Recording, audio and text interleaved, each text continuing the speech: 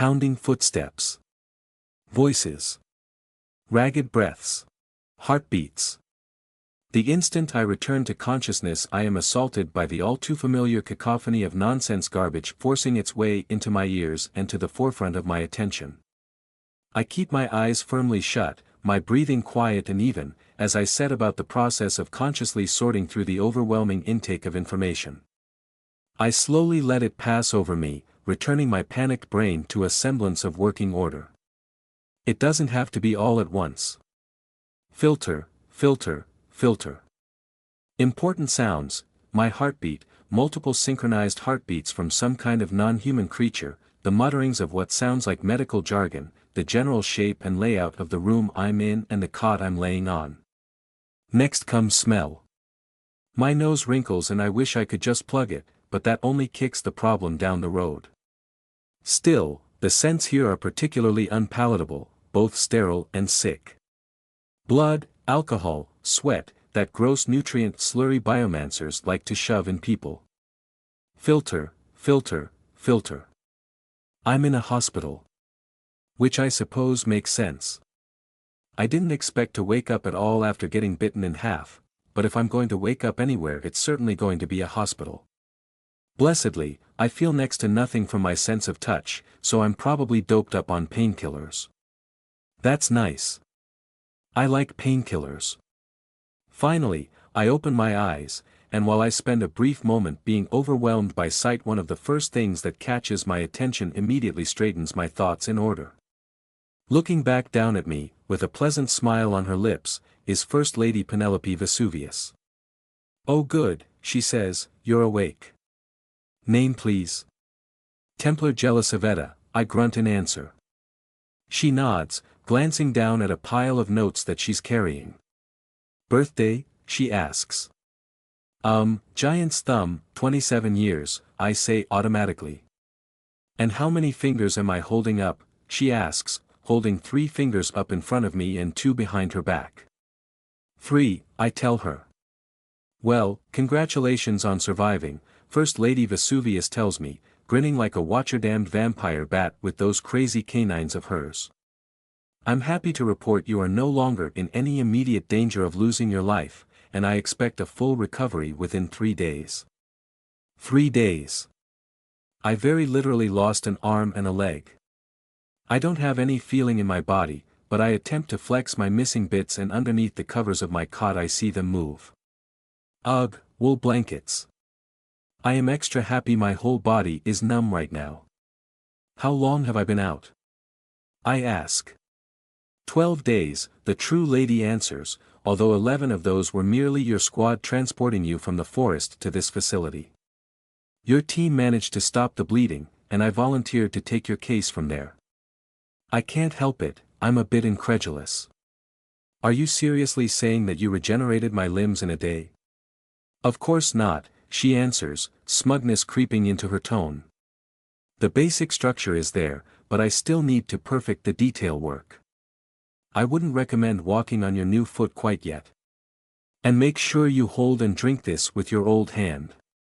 Yeah, like that isn't still stupidly fast for a multiple limb regeneration. I knew a guy that was out of action for a month with something like this. She hands me a large cup with straw of nutrient slurry. I have no idea how biomancers make this awful shit, but I start sucking it down without complaint. I am, as to be expected after intense biomancy work, brutally hungry. It actually tastes a lot better than I'm used to, sweet and with some attention to flavoring, but hardly anything tastes good to my overly sensitive tongue anyway.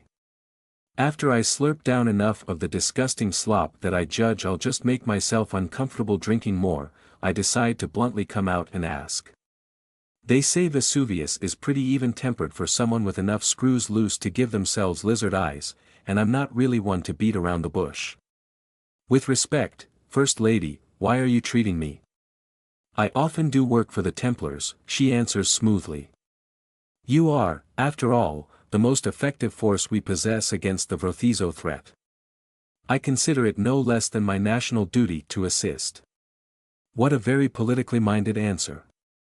It's also obviously bullshit. Okay, But why have you decided to treat me?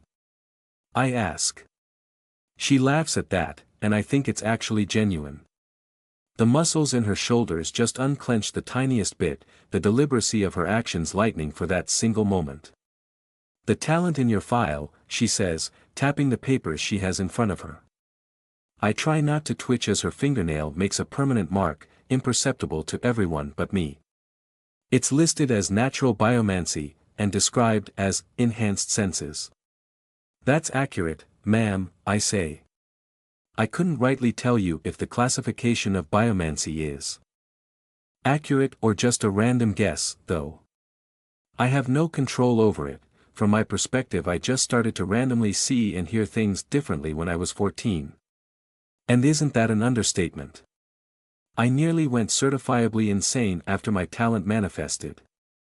Well, I would like your permission to investigate these sensory enhancements you possess, which of course will involve a lot of medical work outside the scope of your recovery, but I believe I can get it done without delaying said recovery.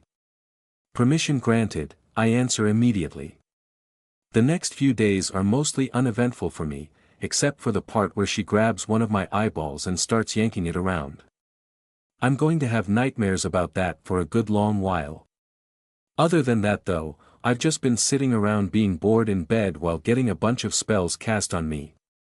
At the end of the third day, Lady Vesuvius just warns me that due to my enhanced senses I will probably smell something a little weird about my body as it breaks down the excess compounds from the nutrient slurry, but that it's perfectly normal. If she discovers any actually useful information about my talent, though, she doesn't share it with me. Then, shortly before I'm discharged, command comes and asks how I feel about being transferred to the Inquisition. The news stuns me speechless, but in retrospect I should have anticipated it. I made a wretched showing in the forest. I was supposed to scout, and I did a good job of that I think, but when it came time to fight the Vrothizo I was just a liability. I'm not the best fighter, I know that. Unlike many of the Templars, my talent has no offensive applications, and physically I am well trained but generally unimpressive by our standards. That by itself would have been fine, but then I just had to have an episode during the fight. When this happens, I usually pretend that it isn't happening. I'm pretty unresponsive during an episode, but they tend to only last 5, maybe 10 seconds. They used to occur all the time, but I've put my damn work in and I'm much better at recentering myself than I used to be. Still, I've never talked to anyone about it, because of course if I do I might lose my job. A Templar that randomly loses the capacity to distinguish between things she's seeing is not exactly combat ready, but the episodes are so rare it was never a problem. You know, until it was. For my pathetic failure, a failure that endangered my entire squad, I deserve the dishonor of the Inquisition. Ostensibly, the reason for my transfer is the lack of Inquisitor candidates, but I of course don't miss the mention that the Inquisition is more likely to benefit from my particular set of talents. Which I can't even deny, considering that Inquisitors fight things less and look at things more, and it's no secret which one I'm better at. It's just a little frightening to be asked to submit myself to sin like that. But I say yes, of course. When command makes a request, you say yes. For most of the journey, they actually blindfold me, which has comically little effect. Not only is wrapping cloth around my eyes itself totally useless, I can both partially see through it and navigate without sight, but either way I'm not going to remember the path we took to our destination. I'm shit for directions. All I know is that it's miles from Skyhope, or any other city for that matter. The entire time, my escort of Templars refuses to speak a word to me, only occasionally glancing my way with thinly veiled disgust. I'm brought to a large, empty clearing somewhere within the forest, and led down the stairs to an underground facility that I had no idea even existed. I'm not gonna lie, for a solid 30 minutes I was terrified that I was being brought here to be executed. I'm not, obviously, but holy shit, with the death glares and the blindfolds and the secret underground facility nobody has ever told me about, I feel like I have justifiable reasons to freak out a little. The whole place smells what a normal person would describe as musty, which means I'm individually identifying at least 8 separate kinds of mold, and I'm pretty sure 3 of them are mildly poisonous.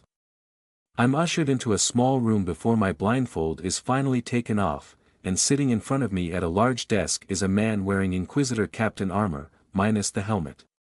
He looks to be no older than his mid-40s, though his full-face beard and thinning hair are almost entirely gray regardless. A nameplate on his desk reads, Warden Manus. Conceptually, sir, I understand you perfectly, I say calmly, despite that internal panic. If I may say so, however, I find myself a bit off-kilter. I was not briefed on this beforehand. That is by design, Inquisitor Jelisaveta, my boss grunts. But you did indicate in our initial investigations that you were positively disposed to a long-term deployment. That was a mistake on your part. Now you're one of ours. Ugh, he has like 12 flakes of some kind of food in his teeth. And his desk. The lacquer is so uneven. All the little pockmarks and indents, each a tiny deposit of dust and grease. I suppress an urge to shudder. Focus, Jelisaveta. I don't think he's mocking me. I legitimately got myself wrapped up in something with so much operational security they couldn't even tell me it was happening until I got here. I don't like that, but I'll follow orders. What else am I going to do? What does being one of yours entail, Captain? I ask simply. He snorts, but gives me a slight nod of approval. Site 4 is a maximum security correctional facility, he explains. A prison, essentially, where we keep people that cannot be contained anywhere else. As our shiny new replacement Inquisitor, you will be watching, handling, and attending to the needs of our more dangerous inmates. I take a deep breath to steady myself. Replacement Inquisitor, sir. We had an incident, the warden says simply. You will be fully briefed by another member of the staff. But suffice to say, Inquisitor, this is a high-stress position. Your previous captain noted exemplary interpersonal and conflict resolution skills, along with a consistently even temperament in your file. That kind of level-headedness is what we need here, not a warrior's bravado. I nod, slowly. It's true, I've always preferred doing city work to forest excursions. Understood, sir. In the interest of keeping a level head, would you mind just popping the bubble and telling me the most shocking thing about this facility that I currently have the clearance to know? It's been quite the day and I feel as though it's best to get it over with. Once again, he flashes that humorless grin. There's a hint of sadism to it this time, so I immediately resolve to keep my face as straight as possible. 20 floors down sits the cell where we keep former High Inquisitor Ars Rainier. The 0 designation of Epsilon 0 means that the risks of attempting to reform the prisoner into a functional member of society are considered categorically and unacceptably greater than the risks to personnel. A 0 designation prisoner would normally be executed, but due to that weird clause of Epsilon level security, ours is kept alive. I am, thank the Watcher, not expected, and in fact explicitly forbidden, to involve myself with the team assigned to ours, except in the event of an emergency. 2 days later, I find myself shadowing another Inquisitor as she makes the rounds in what will be our shared prisoner assignment. She has, apparently, had to do this job by herself for the month between my arrival and the loss of her prior partner, so she seems understandably exhausted and short-tempered but still trying her best. Her name is Inquisitor Victoria, but she asks me to call her Vicky, so I do the polite thing and ask her to call me Jalissa. Okay, so here's my second to last. I'll probably want to keep this one. Gamma 4, but was Gamma 2 when we got her. She's a splice named Altrix. Technically, both of us will be considered responsible for every single prisoner within our purview, but Vicky suggested that we each focus on taking half of them rather than alternating or doubling up. Which, kinda seems like a security risk to me, but she insists it enables the establishment of a better rapport with the prisoners. As my senior and the only one between the two of us who has any real idea what we're doing, I'm inclined to defer to her. So far today, we've mostly been making the rounds so I can see the sort of things Vicky does every day and she can introduce me to the prisoners. Generally speaking, the facility isn't what I expected from a prison. Most of the cells are clean and comfortable rooms, complete with furniture and reading material and mostly private attached bathrooms. Higher number prisoners tend to get nicer accommodations, because higher number prisoners are the ones that can be trusted with things like tools, privacy, and so forth. Ostensibly, the ultimate goal of the prison is to rehabilitate and reintroduce its prisoners back into Valka, and the higher number you are the further you are along that track. Of course, the numbering system also therefore works as an incentive to get the prisoners to play nice regardless of whether or not they are genuinely interested in helping the community, but that's a big part of why establishing a personal relationship with them is part of our job. Class 4 is pretty good, because I'm pretty sure Class 6 is the point where we figure out how to get them out of prison on a permanent basis, the method of which tends to depend on the other half of their classification, which marks how dangerous they are. My talent would make me Alpha class, assuming I got imprisoned here for whatever reason, because my talent sucks and isn't really a danger to anybody. Gamma class prisoners and above are where shit gets a little terrifying, so all of them are required to wear a metal collar enchanted to detect if the wearer channels any mana and immediately knock them unconscious if it does. This prevents the use of active spells or talents and is completely essential to our capacity to keep some of these prisoners locked up at all. I triple check my soul sight and soul shield spells before we open her cell, because while Altrix doesn't have any confirmed animancy abilities, it just feels like a good idea to stay in the habit. It feels so strange to cast animancy. Instinctively I feel as though it should be some kind of wretchedly dark magic, with arcane mana structures and twisted somatic incantations, but no, it's just kind of exactly like every other school of magic. I'm not really a great mage, but I know the essential 8 like any Templar and dabbled for a while in seeing if I could use chinemancy to dull my senses, which didn't really work out. The point is, my job now requires me to commit blasphemy as part of my daily routine, and I really expected that to seem more serious than it does. Okay, take off your helmet, Vicky instructs. I know that's normally against protocol, but we have a special dispensation for Altrix. She won't remember your voice, she needs to see your face. I do so, and then Vicky knocks on the door and then opens the cell, the inside of which really looks more like a pretty decent apartment. A woman I assume must be Altrix sits on the bed with a book in hand, her head twitching every couple seconds as she stares wide-eyed in our direction. Intellectually, I'm aware that she is most likely the ugliest woman I have ever met, at least by normal standards. Every revealed part of her skin is a bumpy mass of tumor-like growths, bulging pustules of colors ranging from ashy gray to inflamed red. Personally, though, I couldn't really care less. Everyone looks hideous to me as a result of my talent, as the fine microscopic details of the human body are not at all the kind of thing that humans find pleasant to look at. Far more interesting is the woman's soul, which unlike most splices I've seen today seems to be a mashup of 3 different people who ended up murdered and tortured into the form of someone new. Each of the souls appears to have a similar texture, like a mix of gravel and dirt, but the 3 nearly equal-sized parts are all different colors. If not for that change in color, however, I might not have noticed the seam between them, which implies that this particular splice is a relatively recent victim of ours. Good afternoon, Vicky says, waving cheerfully. How are you doing today? Hello, Vicky, the prisoner stammers. Who is that? This is my new partner, Jalissa. Vicky answers, injecting what seems to be genuine warmth into her exhausted features. We are pleased to meet you, Altrix says. Would you like to guess, Vicky? You know it. Let's see your nicks right now, aren't you? The twitching woman grins, revealing a twisted set of teeth, literally twisted, like strips of bark twirled between someone's fingers. So that's a thing, but I'm way too busy appreciating how relatively clean her room smells to care. It's not difficult to just smile right back. That's alright. Altrix, or Nix, I guess, answers happily. Yeah. I told you I'd figure it out, Nix. I'm getting pretty good at it, huh?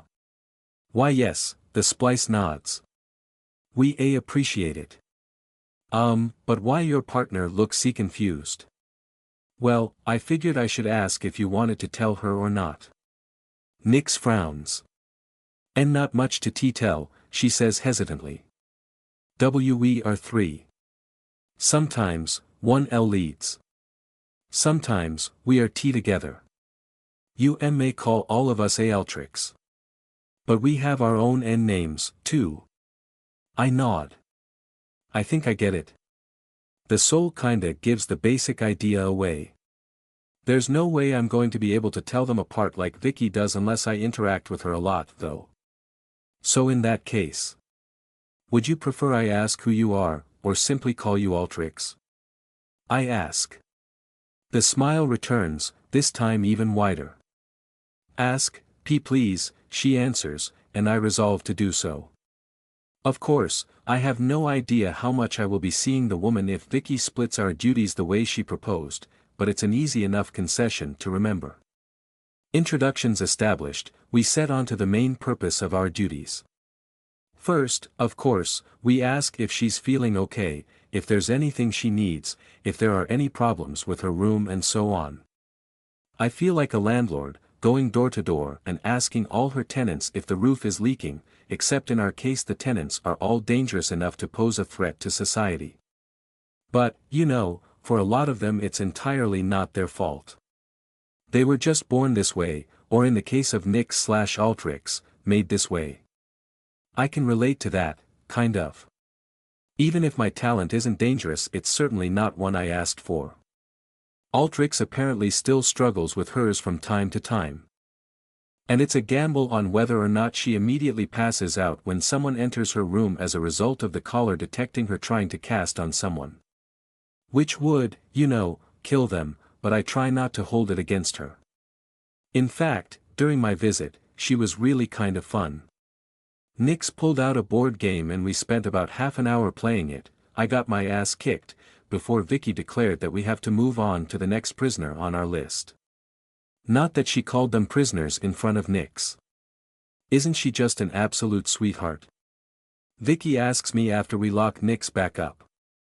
I like to use her as a nice palate cleanser before I have to end the day with our last stop. Our last stop being? I prompt. I blink in surprise. Epsilon. Like the same security we keep ours under. Am I even qualified for that? I ask. No, but technically yes, she sighs. Look, I'm serious. Don't say or do anything. Here's the file. It says here she's holding over 300 human souls hostage. I ask my partner. As in present tense. Torture and threats. I finish for her, scowling at the files. There are notes in here about how she's immune to pain, too. Vicky shrugs, seemingly unrepentant.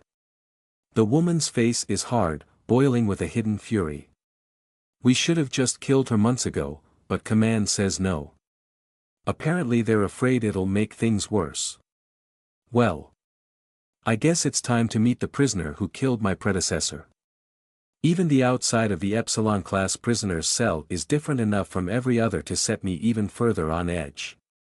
All the way at the bottom floor of the facility, where I know I will probably be killed by my own allies if I try to walk too far down the hallway, I follow Vicky to a heavy-duty door set in the wall. 2 Templars flank either side of it, positioned to be able to see through the tiny glass windows into the cell as well as watch any of the entryways to the hall. Vicky shows them authorization papers, something that we never needed for any other prisoner, so I pull out mine as well. They unlock the door and let us in, revealing nothing but another, tiny room that's completely empty beyond the second armored door on the other side of it. They lock us into the room, and only then does the second door open and let us through. The first thing that assaults my senses when we enter is the smell. Shit, piss, blood immediately, I'm on edge.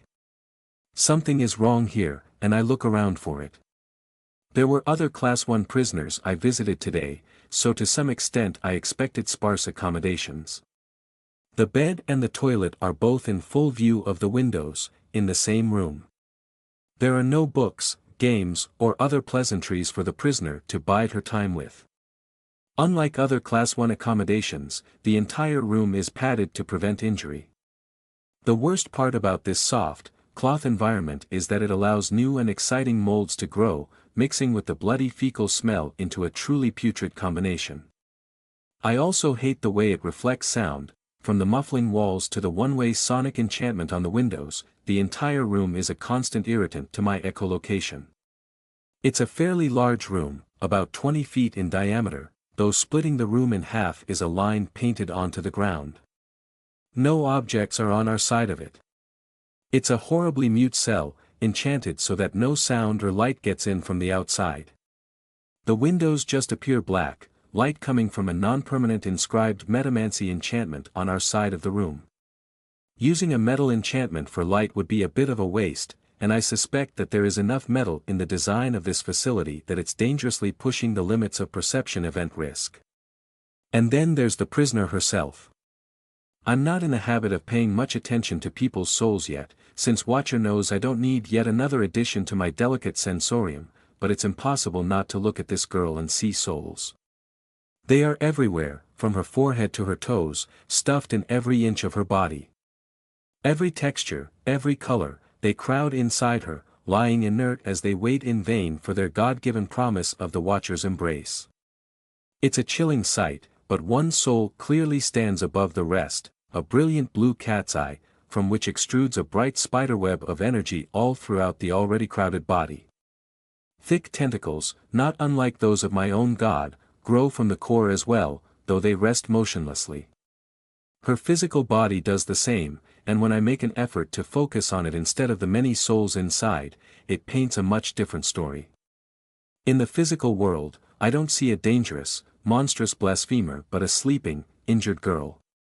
She lies in a heap on the ground, eyes closed and not moving. If not for the fact that she's clearly breathing and her heart works just fine, I would say that she looks dead. Both her arms are bound tightly behind her back, fingers held immobile to prevent casting. Likewise, she has the standard metal collar of any prisoner Gamma class or above, but added on to it is a face mask that covers her nose and mouth, forcing her jaw shut and completely disabling speech. Her raven black hair has been completely shaved, and scabs around her head leave no guesses as to the source of the bloody stench. The moment I take all of that in, however, I start to see more and more off with this girl. Today I have witnessed more non-human sapients and physically modified humans than I have throughout the entire rest of my life combined, and still something about this girl's body puts a lump of dread in my throat. Diagonally above her left eye sits another bulge, a seam of flesh waiting to open and reveal whatever's underneath. Her pale skin has the slightest hint of blue, faint enough that even I almost miss it but unmistakable now that the thought passes through my mind.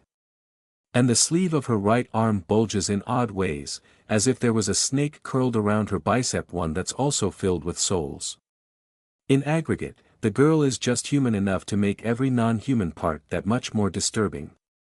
Vicky's heart rate quickens the moment she steps inside, and she takes a deep breath to steady herself before walking past the line painted on the ground and kneeling down next to the prisoner. I follow her, remaining standing and flanking slightly behind my partner. She lightly taps the girl's face, snaps her fingers a few times, and moves her hand back and forth in front of the prisoner's belly as if to check whether the brilliant, tentacled eyeball inside it tracks her motion. Throughout all of it, the girl does not react. Well, the good news is it's a quiescent day, Vicky mumbles at me. Quiescent? I ask, taking the risk of saying something, despite instructions not to.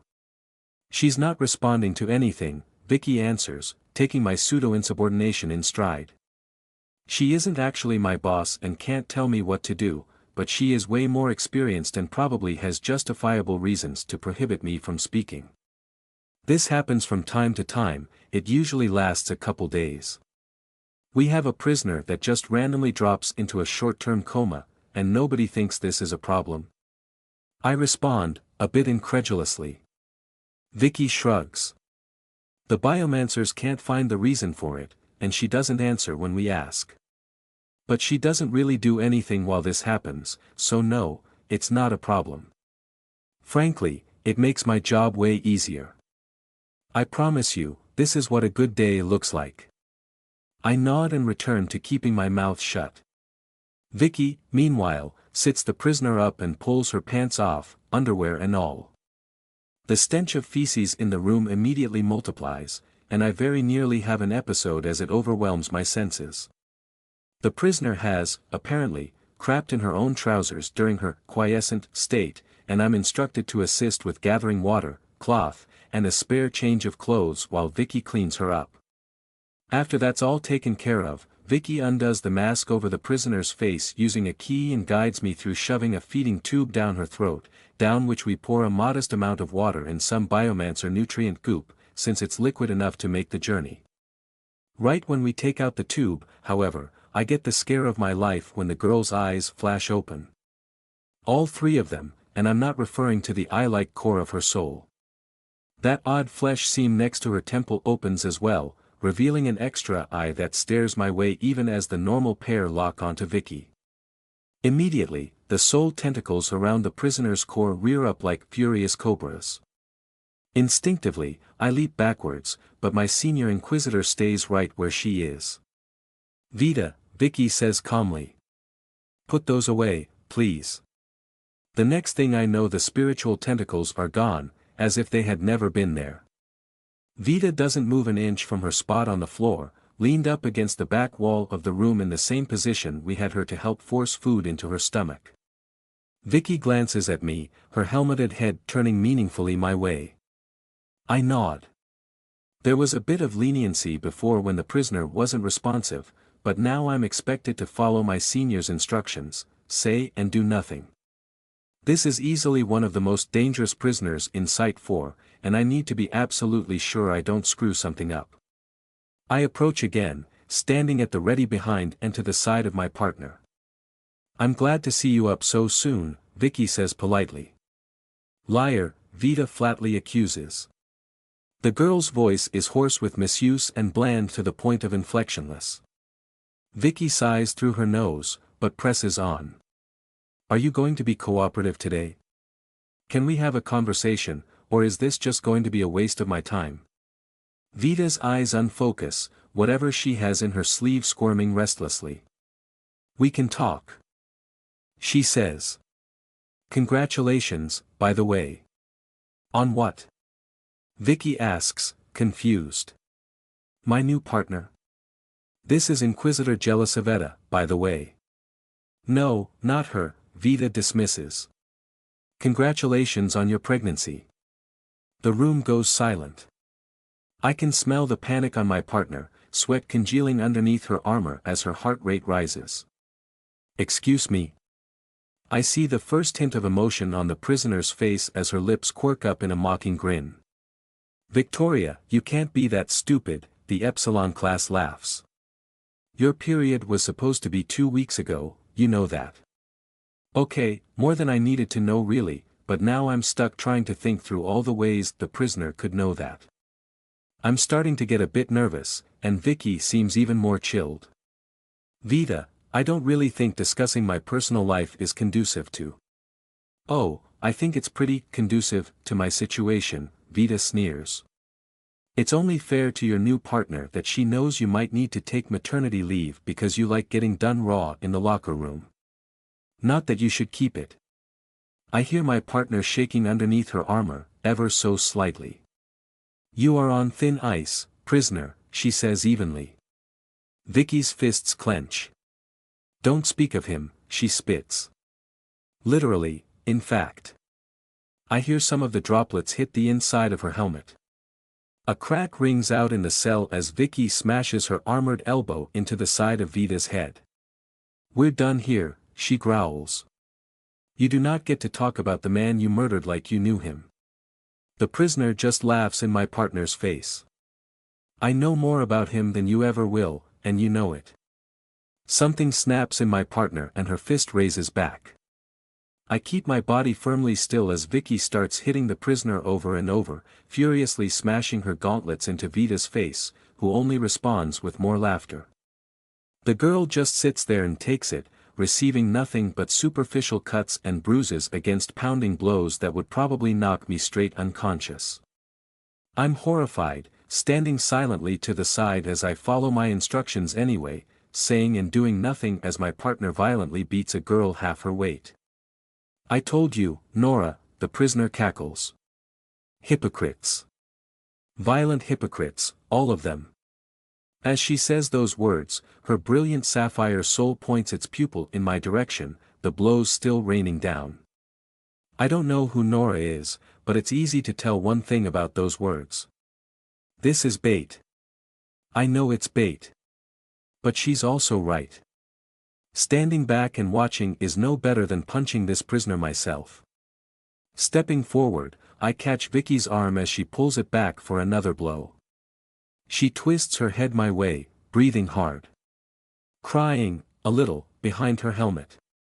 I silently stare back at her, holding the arm firm until she finally relaxes her body. This is not what the Templars were made to do. What we are called to do. I don't care if it's official protocol to beat the shit out of a mouthy prisoner, but this is not right. I'm also pretty sure it's not official protocol. Hopefully. Firmly, I pull Vicky away from the girl, swapping our positions as I kneel down next to Vita and start casting the one healing spell I know. It's nothing fancy, it just speeds up the body's natural regenerative process in a certain area. The spell fizzles, my meager magical skill hitting the prisoner's resistance like a brick wall. I frown, but decide that's her call and move to secure her jaw-securing mask back on instead. You have no idea what you're doing, Vita sneers at me. For all you know you're about to get fired. Yep, I grunt in response, and then lock her jaw down. Holding my hand out, Vicky unceremoniously passes me the key and I finish resecuring the prisoner. Then I get up, turn away, and start to walk right out of the prison cell, praying desperately to the Watcher that Victoria will just step in line behind me if I put enough confidence in my posture. She does, thank goodness, and shortly afterwards we are out of the cell. I take my helmet off, dreading the amount of washing I will need to get all the poop smell out of it. I take a deep breath of the relatively clean air and let it out as a slow sigh. My partner's fists are still clenched, drops of drying blood congealed on each of them. Sometimes prisoners have to be reminded who is in charge, she grunts. It's not a fun part of the job, but... Vicky, that's bullshit, I say, cutting her off. She was goading you. Hitting her doesn't even hurt her. Vicky rips off her own helmet, throwing it furiously at the ground. It clatters against the stone and bounces, loud and sudden enough to make me visibly wince. The two-door guards politely and firmly ignore us as my partner starts sobbing in the middle of the hallway. I know he didn't care about me that way, she stammers. I know that. But I did. And he's dead now, and she's right, I missed my period and I don't know what to do. I thought maybe it was just late, but... I let out a controlled breath, glancing through the one-way window towards the Epsilon-class prisoner. She's sitting exactly how we left her, almost motionless except for her breathing. But as I watch her, that brilliant, burning blue soul turns to stare directly at me despite the enchantments that supposedly prevent her from seeing outside the cell. Carefully, purposefully, I hold in my urge to shudder as I return my attention to my partner. We just did our first checkup on every prisoner for the day, but most have needs that need to be seen to more than once. From here, we can take a short break, but are expected to do this all over again afterwards. Vita needs to be checked 3 times a day, as we have to personally feed her, clean her, and so forth. Victoria has been with this girl, by herself, 3 times a day, every day, for the past month. She has been forced to interact with a girl that seems to be fully capable of carving out someone's insecurities with a glance, one that seems to actively despise her, while overworked and apparently pregnant. Well, here's the first thing we are going to do, I tell Vicky. We are going to go on break. And during break, you and I are going to hash out who deals with which prisoner. And I'm going to be taking Vita. You can't do that, Vicky insists, wiping her face as she goes to pick up her helmet. She says that, but I'm pretty sure I can't not do it. There is no universe where I subject Vita and Vicky to each other any more than they already have been. That is, of course, a brazen lie, but I'm pretty sure I can memorize most of the protocols before I roll back around here later today. Probably. At least the important ones. Victoria doesn't take much pushing to accept the way out, though, and after our break I spend every moment walking from cell to cell trying to make good on that boast, pouring through every bit of information we have on Epsilon Protocol and especially Vita herself. Shamefully, I don't think I end up giving all my other inmates the attention they deserve because I'm so caught up in it. Vita is just a captivating case, though. If I'm reading this right, Vita was here for nearly 2 years as a Class 3, and then, out of nowhere, she just had an altercation that ended up with my predecessor dead. I mean, I guess not out of nowhere. You know, since we apparently beat and torture her. We obviously don't have the capacity to remove the souls she's keeping trapped if we're resorting to barbarism like that, but what's much more interesting to me is the question of why she isn't just giving them up. It's weird to me. There's so much information that I would have expected to find in her files that just isn't there. I don't have any records of interviews, I don't have any psychological evaluations, I don't have anything that would actually be helpful for cracking this girl. But ostensibly, that's what my job is before anything else. We want to get those souls out of her. We want to educate her. We want her to cooperate. So why don't I have a single bit of information on why she isn't cooperating? Plus, I figure that girl doesn't want to eat nutrient goop any more than I want to smell it. 4 hours after our first meeting, I start our second. I have the chicken, which has been deboned and placed on a plate made mostly of soft fiber. The utensils I brought are checked by the cell guards before I'm allowed to bring them in, but I ensured they're made of some kind of floppy material that is just barely firm enough to work like a fork but would bend before breaking skin. No potential weapons, only delicious chicken. So, I spend some time trying to wake her up. I do the things I remember Vicky doing, lightly tapping her cheek and snapping my fingers and whatnot. That doesn't work, so I start talking to her. Well, talking to myself, mostly, but doing so as if she can hear me. I figure I either successfully call a bluff or nobody but the stoic guards know how much of an idiot I'm being. That doesn't work either, but I don't want to be a maximum doofus and walk out with the same chicken I walked in with, so I scoot back a little, take my helmet off, and start to eat it. Vita wakes up. Or at the very least, her soul twitches a bit, but that's good enough for me. I stare right at her soul as I munch down another bite of delicious chicken and finally she starts to move, each of her eyes opening and twisting my way as she starts to scowl. Is this some new kind of psychological torture? She grumbles at me blandly. Nope, I tell her. Want some? She nods, slowly, and I'm a bit surprised how she immediately trusts me to feed her. Obviously, she can't feed herself with her arms tied behind her back, but it still feels a bit incongruous that a girl who recently got the shit kicked out of her by someone wearing my uniform would so readily let me near her face with a fork. Her emotion-sensing abilities, perhaps. Maybe the same skill she uses to know that I'm worried about losing the job I just got demoted into lets her know that I have no intention to do anything other than let her eat. Which she does do, quite voraciously in fact. You need to pee or anything? I ask her, getting some water for her to drink. No, she grunts. I nod and let her slurp down as much water as she wants, then sit down in front of her. You need anything else? I ask her. Nope, she deadpans. Mind if we have a chat? And if I say yes? Then I leave, I tell her. She scowls, studying me. Well, I mind. I nod and exit her cell without another word. About 10 days into my job, I start to get up and walk out of the cell before realizing that for the first time she didn't decline my request to speak.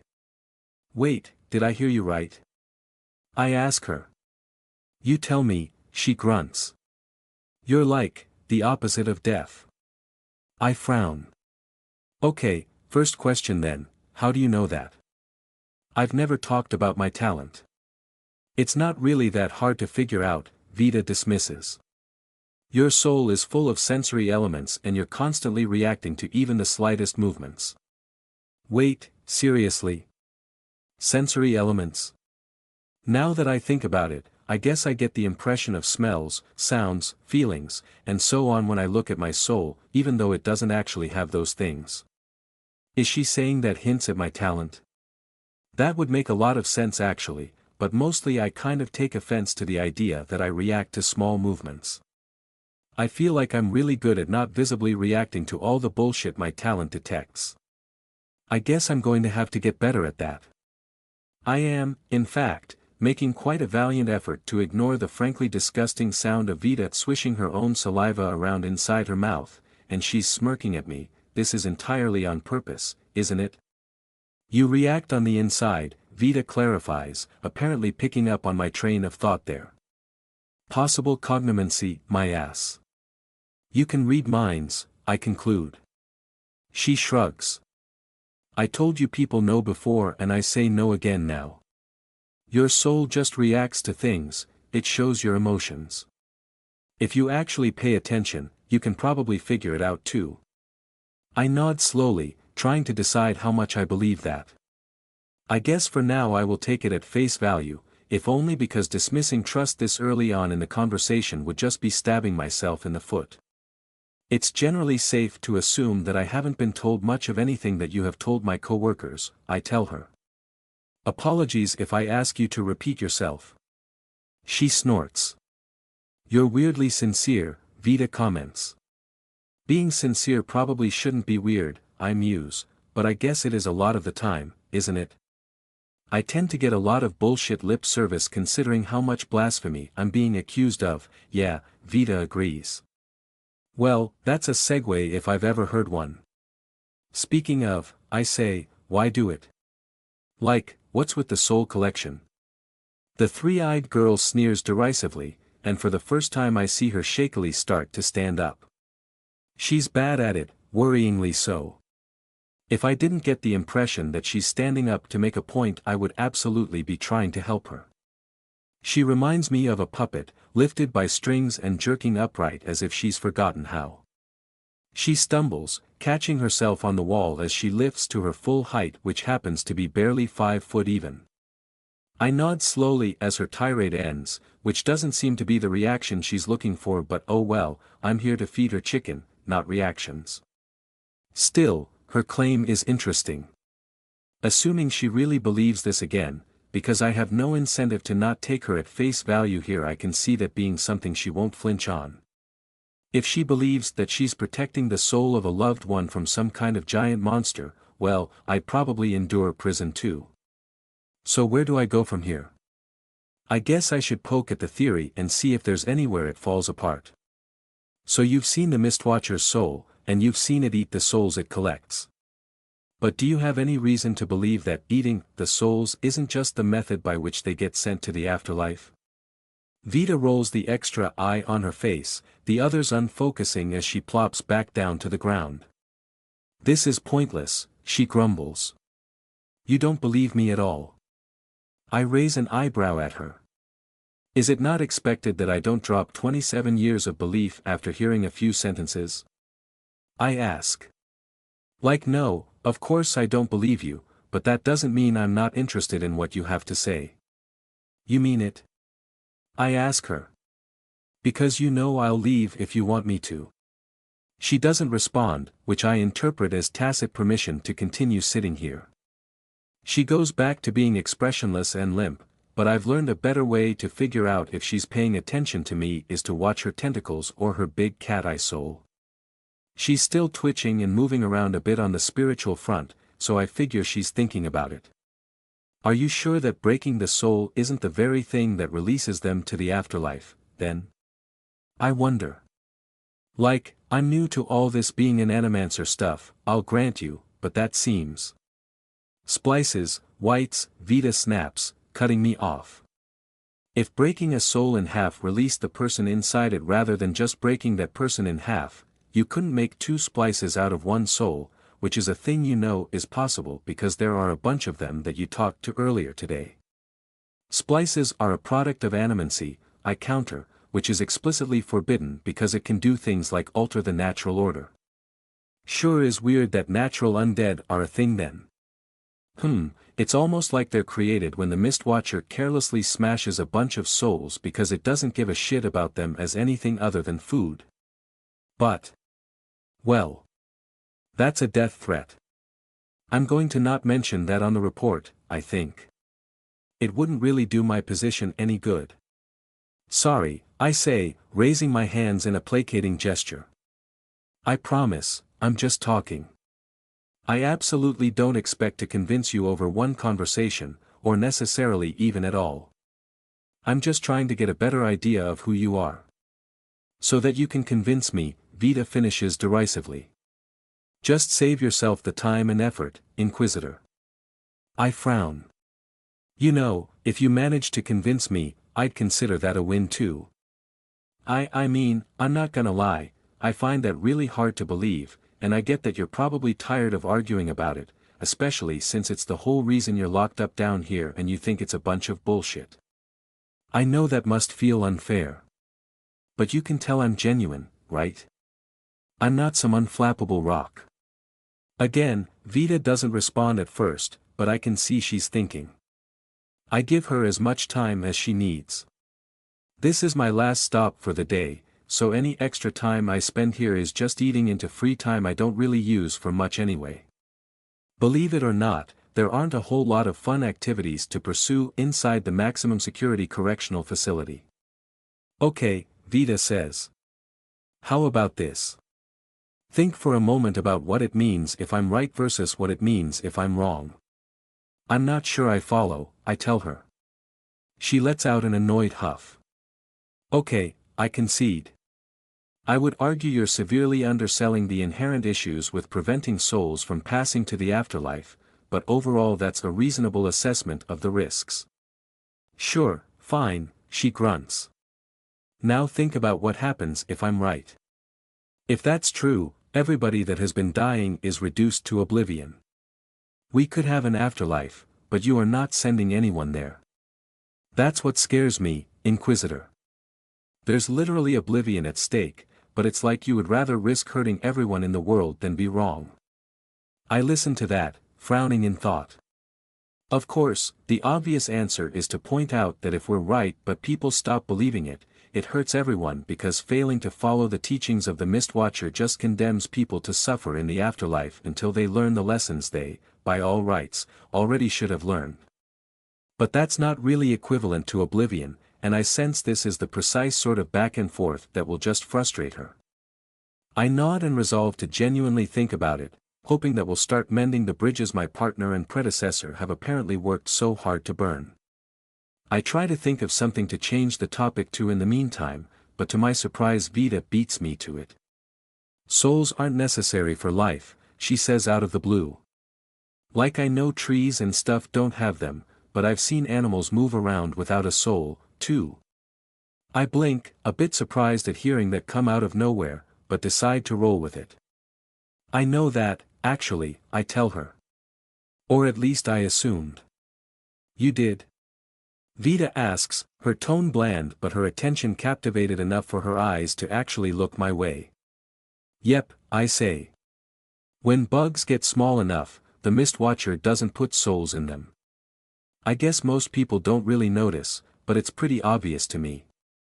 As soon as I realized, I wondered why. Like, what's the cutoff? No idea, Vita admits. I just saw the Mistwatcher be late to put a soul in a baby monster, and it walked around for a while without one. I have bugs on my face. Vita asks, wrinkling her nose. I watch with surprise as her soul actually moves through the inside of her body, all the other souls flowing around it as it passes down her leg into her knee. She turns it around and looks at her own face, scowling with disgust. Seriously? I ask. Those things are crazy tiny, normal people can't even get close to seeing them. Most of them just don't believe me. You regularly shit yourself and don't seem to care, but bugs on your face is a problem. I joke. Hey, when I was a kid I knew a guy who had a bug lay eggs in his ear, and I make a habit of looking through old records about my prisoners, and something that catches my eye one day is a shipment notice that was declined shortly after Vita was admitted to the prison. Basically, it looks like someone claiming to know her. The report doesn't say who dropped off a package, with the church requesting that it be delivered to wherever she happens to be. The package was immediately investigated, and while I see nothing in the report that indicates it's a risk to the facility, shipment was declined anyway. The contents of the package? A stuffed animal. I immediately pen a request to get the package re-investigated and sent to Site 4 if no anomalies are found, but the day afterwards I find myself staring down my irritated Inquisitor captain. "You've been taking a lot of liberties with our Epsilon 1, Captain Manus tells me, and it sounds like an accusation. If I have made any unwitting breach of protocol, please correct me, Captain," I respond primly.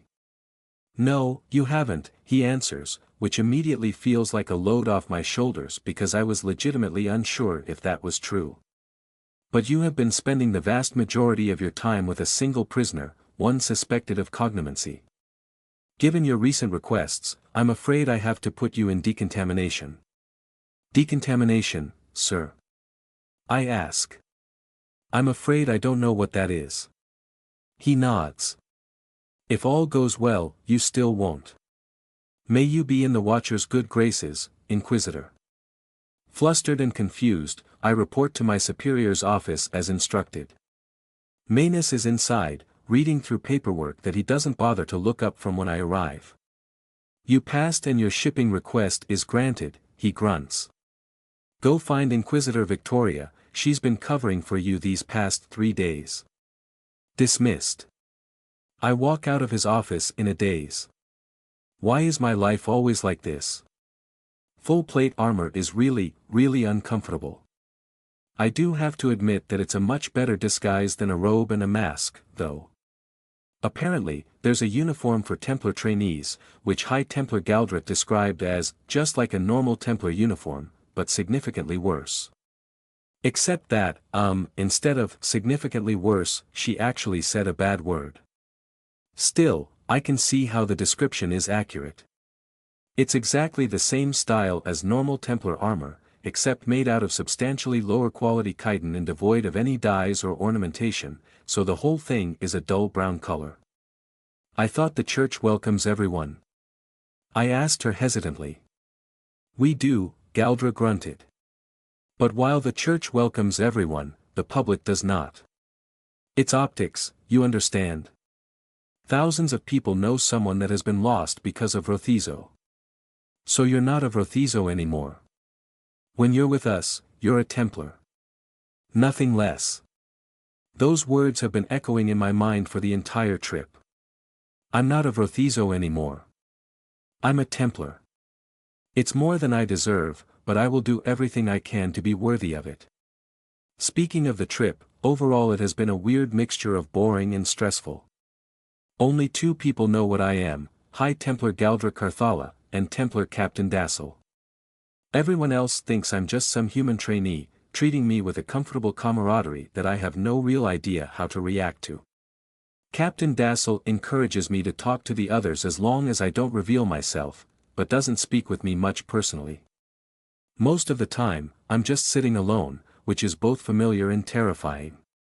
I never quite got used to being surrounded by people I'm afraid to hurt. Every night, when the others camp and rest, I have to sneak out to find food, making sure I'm always heading off the temptation of hunger as much as I can. I have to admit, it's also nice to take some time in the forest with my helmet and these dumb boots off. It's a few days later when an end to the oppressive lines of forest on either side of the road comes into view. Unlike the lifeless stretches of land New Talsi and my old village were built on, before me stretches tall, grassy fields of wheat and other edible plants. Edible to other people, I mean. As we exit the forest entirely, I witness beyond them an incredible sight in the distance, like someone dropped a stone in a calm lake and froze the ripple solid. Massive stone walls proudly tower atop the edges of the wave, defying any mortal force to breach them. It's a breathtaking sight. "Welcome to Skyhope, Trainee Lark," High Templar Galdra tells me, clapping a hand on my shoulder.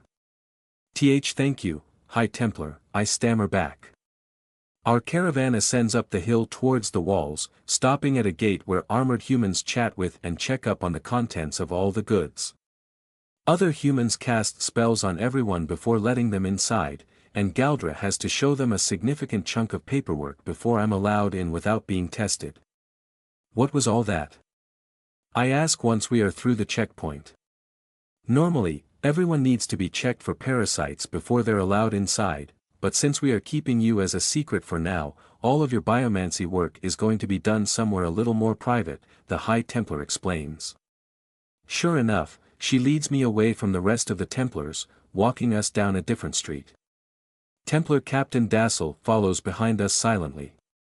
I nod slowly, lowering my voice to answer her. I don't like the idea of getting in and out of the city being a hassle, I tell her. I have to make sure I eat every night. Well, the city has plenty of vermin, Galdra whispers back. I'm not comfortable with hunting in the city, I answer hesitantly. Is it acceptable if I enter and exit without using the gates? It wouldn't be very hard to scale the walls, as long as I have my hands free. Webbing was one of my first evolutions, and it is still my favorite. It's consistently the most useful for things that don't involve murder. No, Galdra answers bluntly. We'll supply you food, then. The biomancer we're taking you to now breeds a frankly excessive quantity of rats. The inside of Skyhope is almost as incredible a sight as the outside.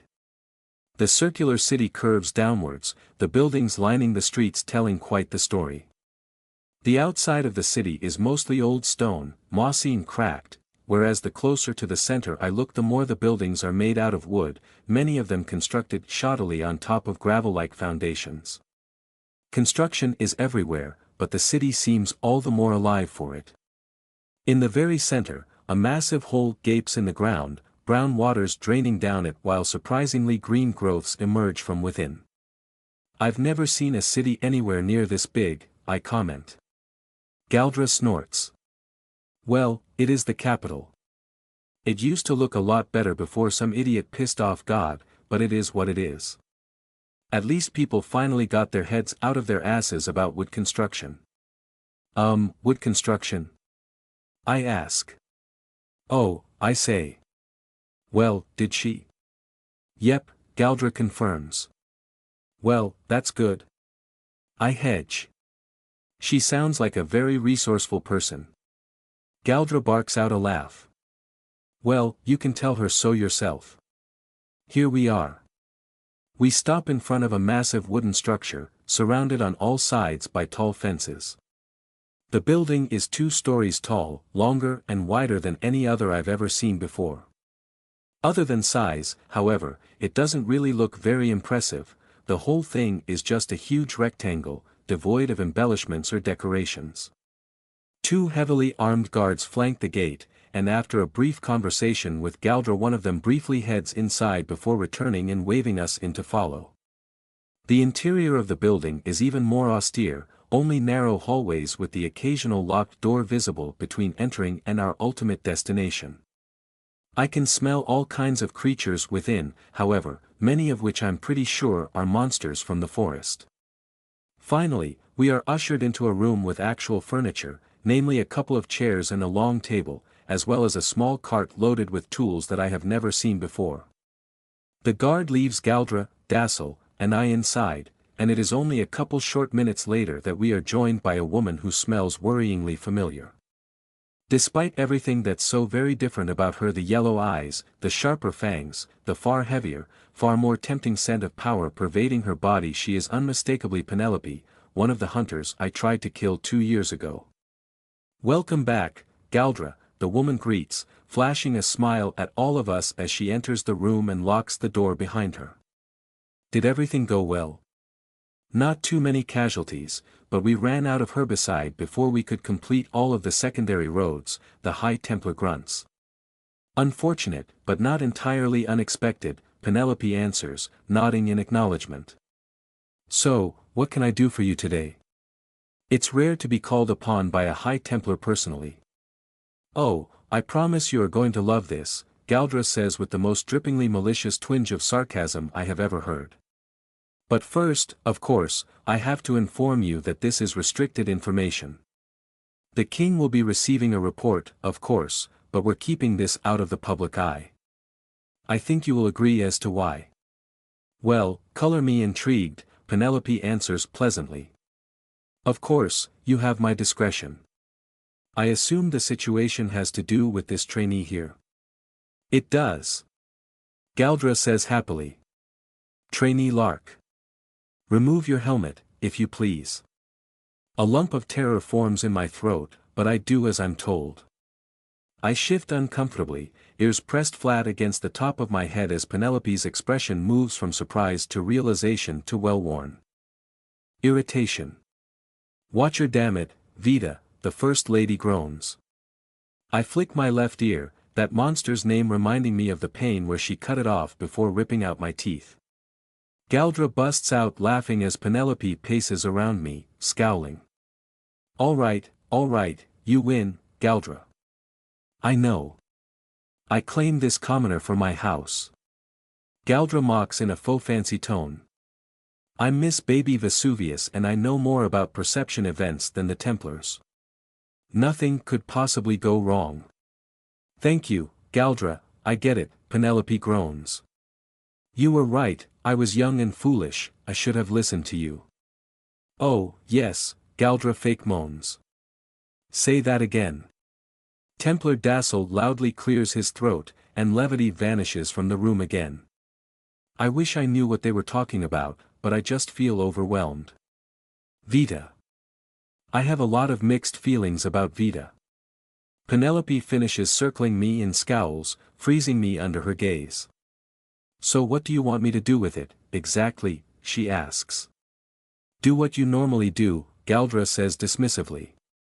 I need someone to attend to the medical needs of a prospective new Templar, and I need someone to do research on overcoming the threats and enemies endangering Valka. It just so happens that you can do both at once. I stammer quietly. I'm sorry I bit your hand off, Lady Vesuvius. And tried to kill you. See? Galdra laughs. Lark here is a changed woman. I've committed way worse atrocities than her, so I'm sure she can be a fine Templar. Strip and get on the table, Penelope orders me, rolling her eyes. Well now, you'd better get out of here, Dassel, Galdra prods. It wouldn't do to violate a girl's modesty. That's true, Dassel agrees without missing a beat. The both of us should wait outside. Please excuse us, Lady Vesuvius. He unlocks the door and escorts the grumbling High Templar out before shutting it behind them. I smell them both waiting on the other side, however. I glance up at Penelope nervously as I rush to follow her orders, getting my armor undone. With the other two gone, she glowers openly at me, waiting in silence as I remove my clothes. Once all four of my arms are freed, things go significantly faster, and after I'm undressed I sit up on the table as instructed, stretching my shoulders and toes. Humans seem to be kind of weird about nudity, but I've been naked most of my life. Do you know how to voluntarily lower your magic resistance? Penelope asks me. I wince slightly, memories of Claretta crawling up the recesses of my mind. I never learned, no, I admit. I don't really know anything about magic in general. Okay, well, I will brute force through your resistance for now, but if these are going to be regular visits I will need you to learn how to accept spells on your body. I nod. Yes ma'am. A slight smile quirks on Penelope's lips at my response, and her fingers start quickly moving through what I assume are spell formations before she places a cold hand on my collarbone and I feel some kind of foreign energy flowing into my body. Instinctively, I fight against it, although I guess that's probably magic resistance, so I resolve to try and stop. Well, you're certainly rather different than you were 2 years ago, Penelope comments. I have observed Rothizo grow significantly faster than humans, I answer her. Well yes, obviously, Penelope dismisses. Many creatures do, that's not terribly abnormal. But your mental and physical development is significant, beyond merely the realm of size. I thrum my quills slightly as she moves her hand from my collarbone to my belly. Ack, why does she have such frigid fingers? I'm not really sure what to say to that, ma'am, I say, using that address again since she seemed to like it the first time. I agree, I suppose. So far as I'm aware, my memory is infallible, and I think that's why I seem to learn much faster than humans my age. Infallible, you say? Color me jealous. The biomancer suddenly frowns. You lay eggs, she says, as if this is a betrayal of all that is good and dear. I blink in surprise.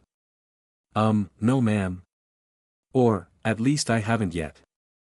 I did hatch from an egg, however. I open my mouth, then close it again. Presumably for the same reason I have fingers, ma'am. I answer delicately, intensely aware that the less delicate answer is, because I systematically ate and tortured 2 human women over the course of months and acquired most of their physical traits. Well don't really know what to say to that, but I do as I'm told, shifting my body onto the table. With a scowl on her face, Penelope puts on a thin pair of gloves and starts rummaging around the area between my legs, prodding and pulling and generally making me more than a little uncomfortable. Functional reproductive tract, but no urethra, Penelope mutters to herself as she inspects. No anus either. Just like the corpses. Which would normally imply a cloacal setup, but I didn't. She stops messing around my crotch, thankfully, and places her hand firmly on the small of my back. I have to say, while I don't really mind being naked, I have decided that I definitely mind being poked and prodded all over my body by cold hands. Still, I endure it without complaint. Penelope casts another spell, power flowing into me and giving me another opportunity to learn to allow it. The intestinal system doesn't connect. And yet you're still alive. From where do you defecate, trainee? I'm snapped out of my concentration as my mind catches up to the question. I don't. She gives me a flat look. Elaborate. I have never defecated, I repeat, not sure what else to say. You have never expelled solid or liquid waste in any form from your body? That's correct, ma'am, I confirm. Not unless you count bleeding. She sucks on the inside of her cheek. How often are you capable of ingesting food when uninjured? She asks after a short delay. I have never personally experienced a limit to my capacity to eat, I tell her honestly. What is the largest amount of food you have ingested in a single sitting proportional to your body weight? I think back for a moment, recalling my largest catches and comparing them to my size at the time. 26 times my body weight, I answer. Over the span of about half an hour. She stands there silently, foot tapping on the ground as she works through the problem in her head. Sorry, but I promise I am not exaggerating my. Not that, Penelope dismisses. I'm not saying you're lying. It's geometrically hyperbolic. Or waist translocational. Or shit, I don't know, but I don't see how it's possible without spatial magic, which is exceptionally rare. So that makes you even more valuable as a living specimen, assuming my hypothesis is correct. But why bother? She taps her chin for a bit, then shrugs the question off with a sigh. Mysteries for later, she declares. On with the general examination. Talk to me about how your body gains new traits. I do so, explaining how I have no real control over what parts my body does and does not form, but that I can reliably halt my evolution by ingesting creatures with no apparent value. She nods along, asking probing questions that take advantage of my perfect memory, such as the exact numbers of every kind of creature I've eaten and subsequently formed parts of. All throughout she continues poking at me, casting spells on me, pinching and pulling at things all over my body. She casts multiple of what she claims are analytical spells on my legs, nearly yanks my arms out of my shoulders testing my range of motion, and spends an excessively uncomfortable amount of time messing around inside my mouth. At some point during our conversation she gets up and calmly locks the door moments before Galdra tries to let herself in. To my shame, I can't help but chuckle a bit at the High Templar's annoyed grumblings that follow. You never mentioned the creature from which you gained extra arms, Penelope mentions idly. No ma'am, I confirm. I was born with 6 limbs, ma'am.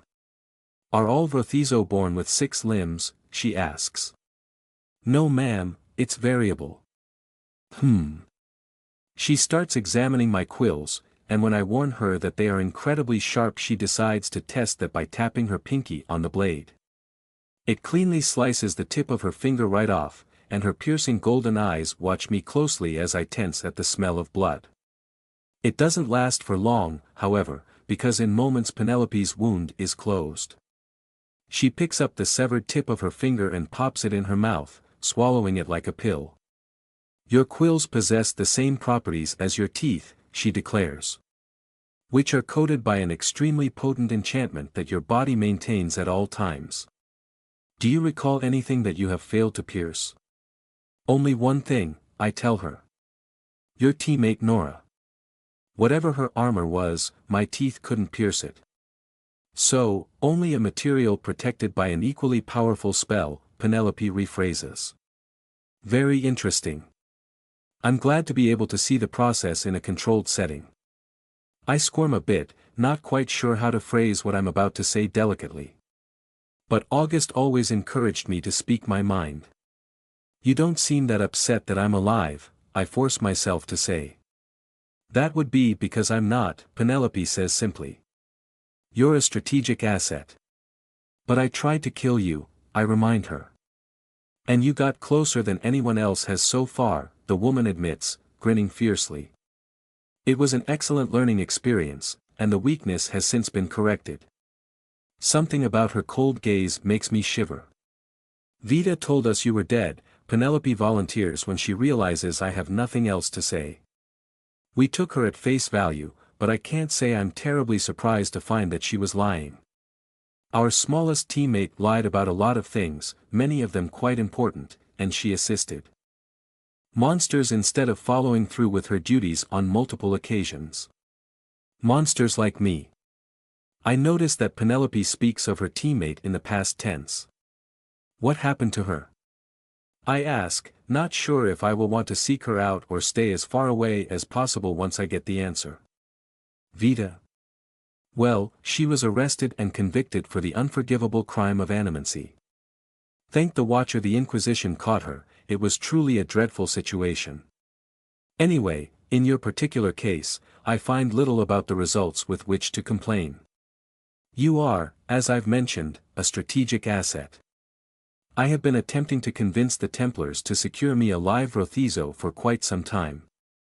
The fact that you happen to be in armor rather than a cage is unexpected, but hardly unwelcome assuming you are willing to consent to the tasks that will be needed of you. Of course I will. I stammer immediately. Then why would I not be pleased by your presence? You were, perhaps, a criminal. But I trust in the Church and their ability to judge the worth of a person. Tell me, Lark, what do you think of Vrothizo? What is your opinion on your own kind? We are monsters, I answer easily, the words ones I had decided long ago. Our existence is suffering and it causes only suffering. The world would be better off without us.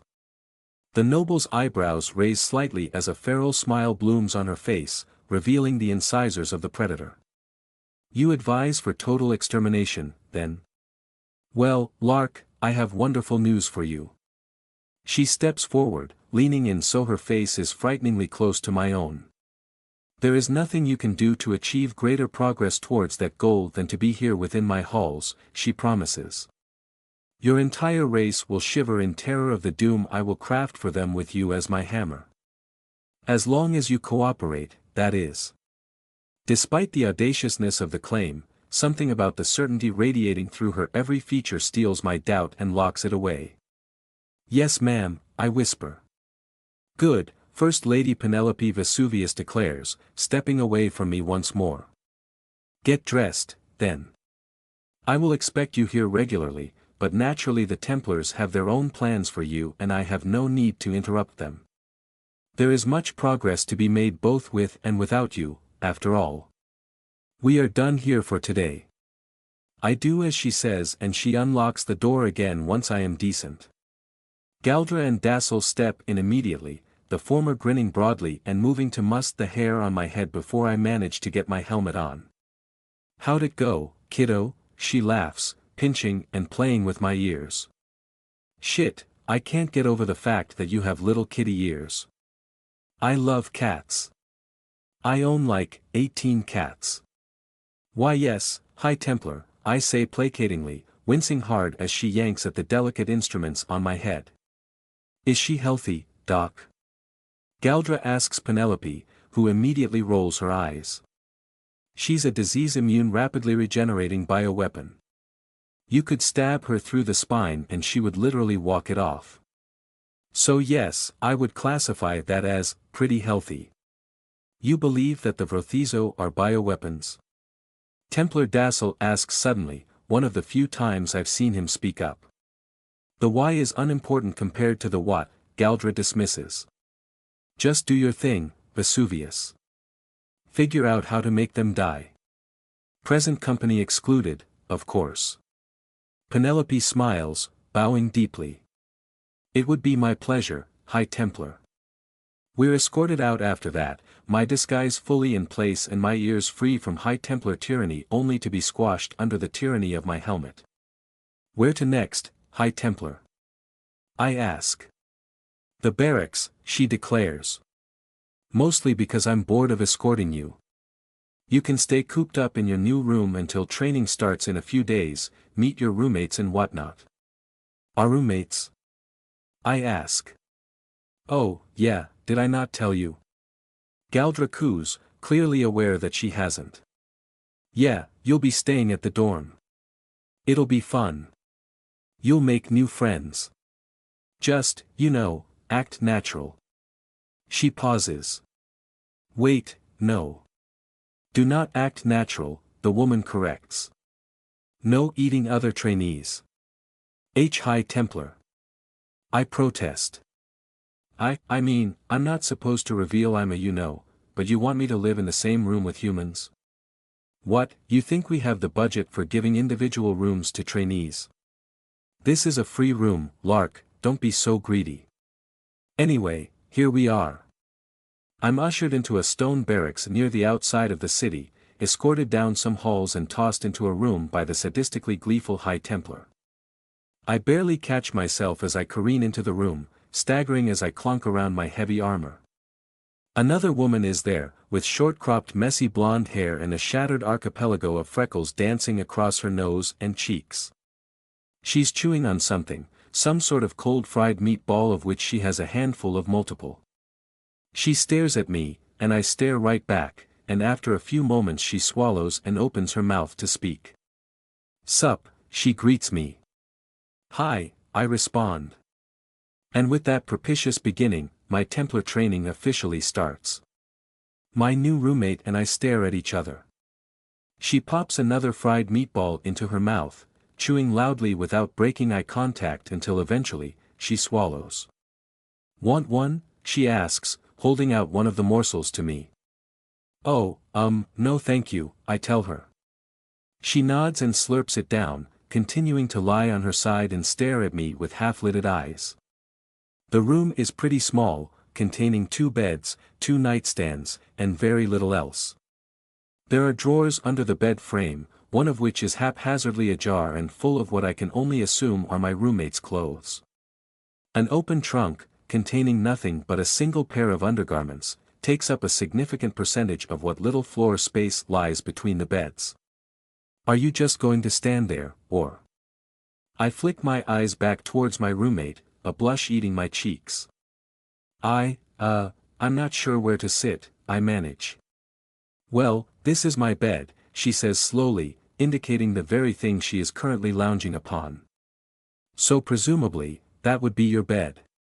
I glance at the yet untouched piece of furniture and nod slowly. Awkwardly, I walk over and gingerly sit down, paying careful attention to the feeling of my quills scraping against the grooves they've already dug into the inside of my armor.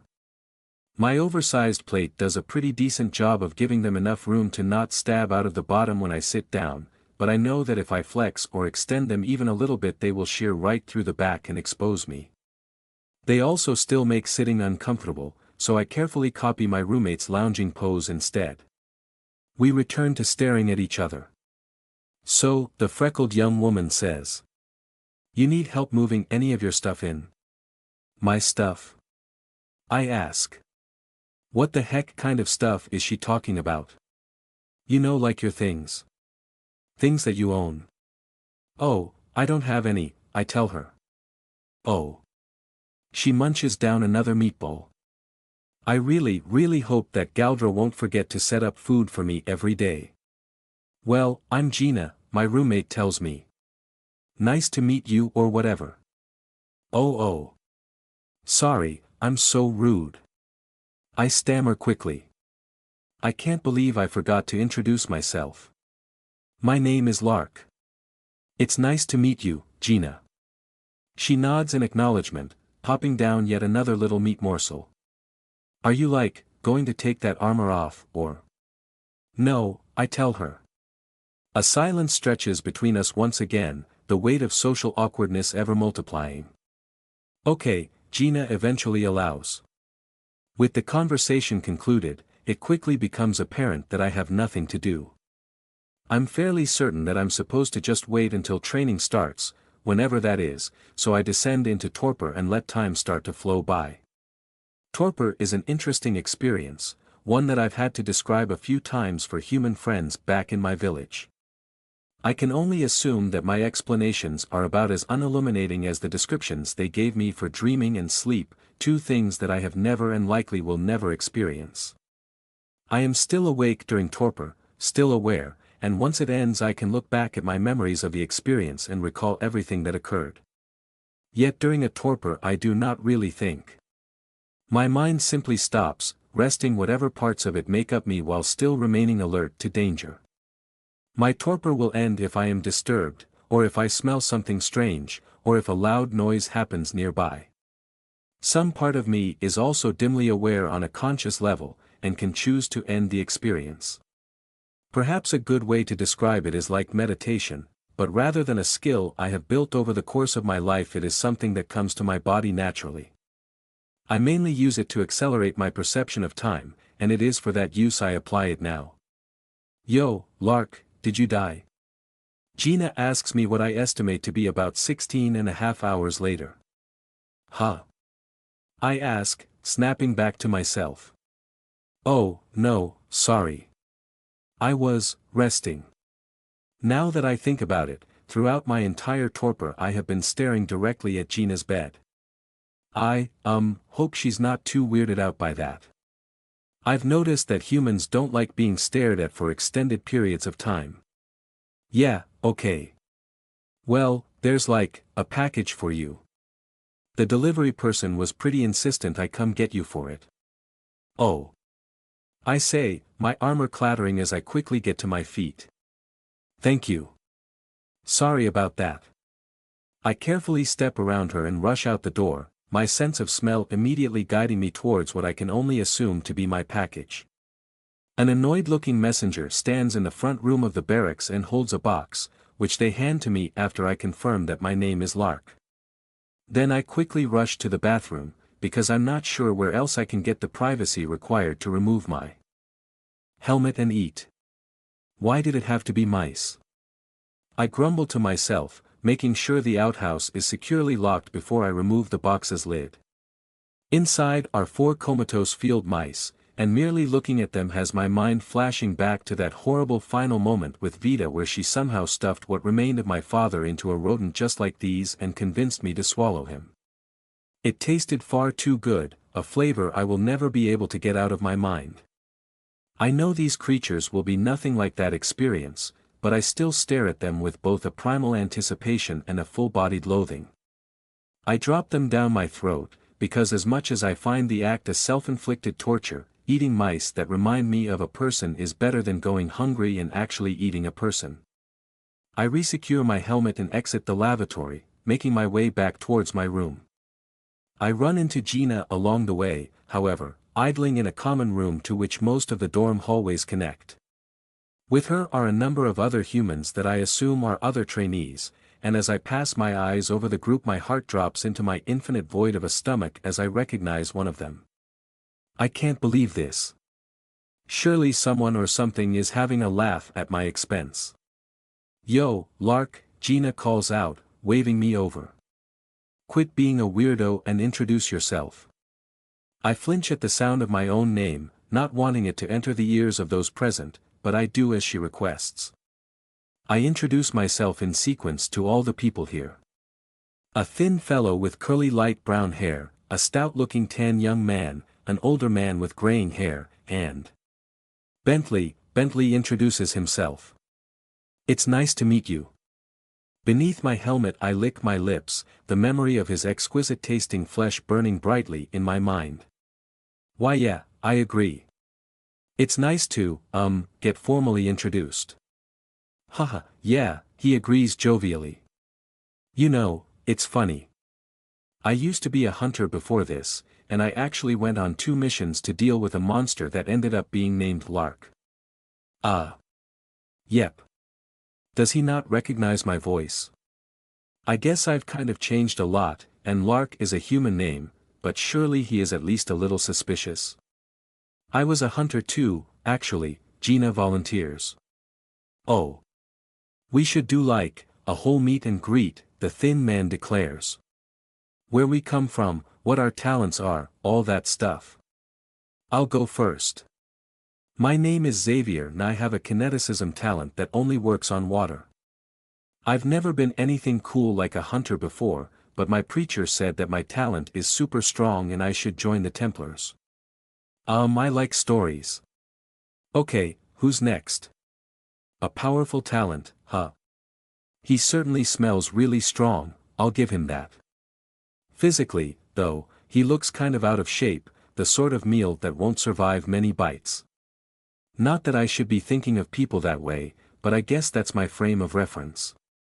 I force my brain to make a better comparison. Despite being an adult, he has the physique of one of the children in the village who haven't been set to manual labor yet. Harvey, the next man grunts. He's got an interesting collection of scars, a shaved head and piercing green eyes. He smells powerful, and clearly has a lot of delicious muscle on his bones. Former tactical officer for the Valkian army, honorably discharged to transfer to the Templars. Offensive wide-range kinemancy talent. I guess my hobby would be painting. But I'm shit at it. Language, I whisper, but everyone ignores me. I'm Bentley, the huge young man reminds everyone. I was a hunter. Then I stopped for a while, because some really serious things happened on a bad job. One of my teammates turned out to be an animancer and killed my friend. Yeah, Bentley confirms. Yeah, it was bad. I didn't know what to do for a while, but I decided that I want to stop people like that from doing more harm, so I applied for the Templars. Language, I say again. It's one thing for a High Templar to swear, but these people are trainees like me. What if a bunch of children listen to Templars with potty mouths? Okay, goody two shoes, you introduce yourself then, Gina grunts. Who's behind that helmet, huh? Is it true that you've never taken your armor off? Xavier asks, eyes nearly sparkling. I squirm uncomfortably under the attention, not entirely sure what to say. I am Lark, I tell them again. I'm supposed to keep the armor on all the time. Sorry. Why's that? Xavier presses. Why did you join the Templars? What's your talent? Where do you come from? I take a nervous step backwards. Is it okay if I don't say? I ask. I mean, I guess you don't have to, Xavier says, clearly unhappy about it, but everybody else is sharing and we're going to be training together for months, so I figure we should know each other. Oh no. No, don't give me a disappointed face like that. I don't want to be seen as mean for not doing what everyone else is doing, but what do I say? I'm a criminal, I guess, I admit. I did a bunch of terrible things and I joined the Templars to atone. I'm supposed to keep the armor on so that nobody recognizes me. Ah. I like flowers. And I'm not sure if it's a talent, but I have a perfect memory. They weren't cool, I tell him firmly. I don't want to say. Redemption stories are cool, Xavier insists. I promise I won't hurt you, I tell her. Like Senior Hunter Remus? Bentley asks her. Yeah, Gina confirms. He taught me. He taught me too. Bentley says happily. Well, I guess mostly he just kicked me a lot. I mean, that's training. No, it isn't, Harvey grunts. I'm Melik, the tan, stout man suddenly interrupts, and I'm from Lisha village. The Templars are the only place I can use my talent. That's all I want to say. Melik is shorter than any of the rest of us, and he looks a bit younger than the others as well, but he's incredibly broad-shouldered and likely outweighs Xavier and I. Of course, I'm actually a bit lighter than a human my size even counting all my extra body parts, likely due to the cat cells I ate so much of when I was small. Being light has its upsides and downsides. It's mainly good because it allows me to change direction more easily even at the incredible speeds I can reach, but it has the problem of making any attacks I land not hit as hard as they could if I was a more normal weight.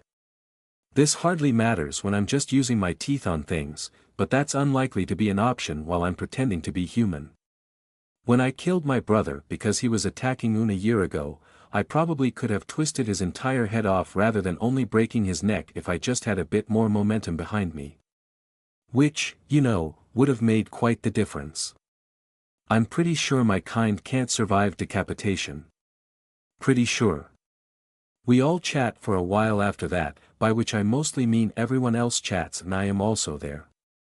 I enjoy listening, though, and nobody seems outwardly opposed to my presence, which is good enough for me.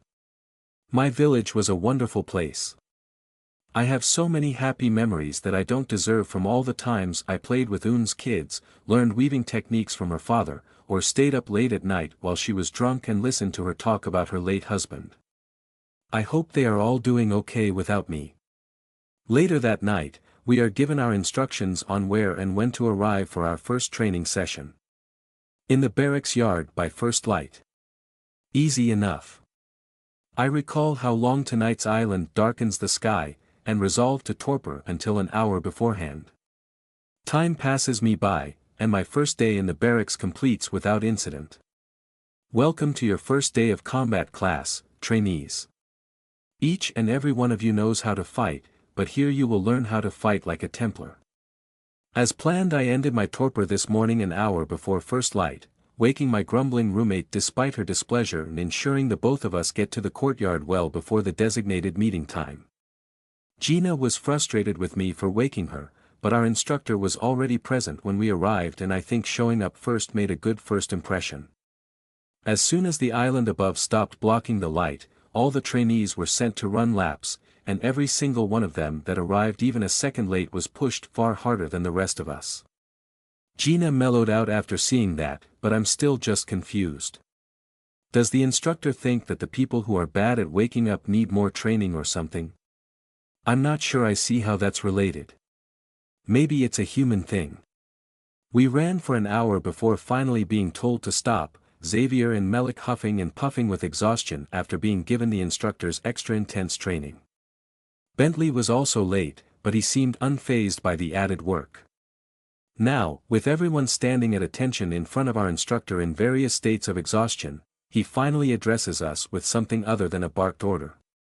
Templars fight, but we are not just fighters. Templars wage war, but we are not just warriors.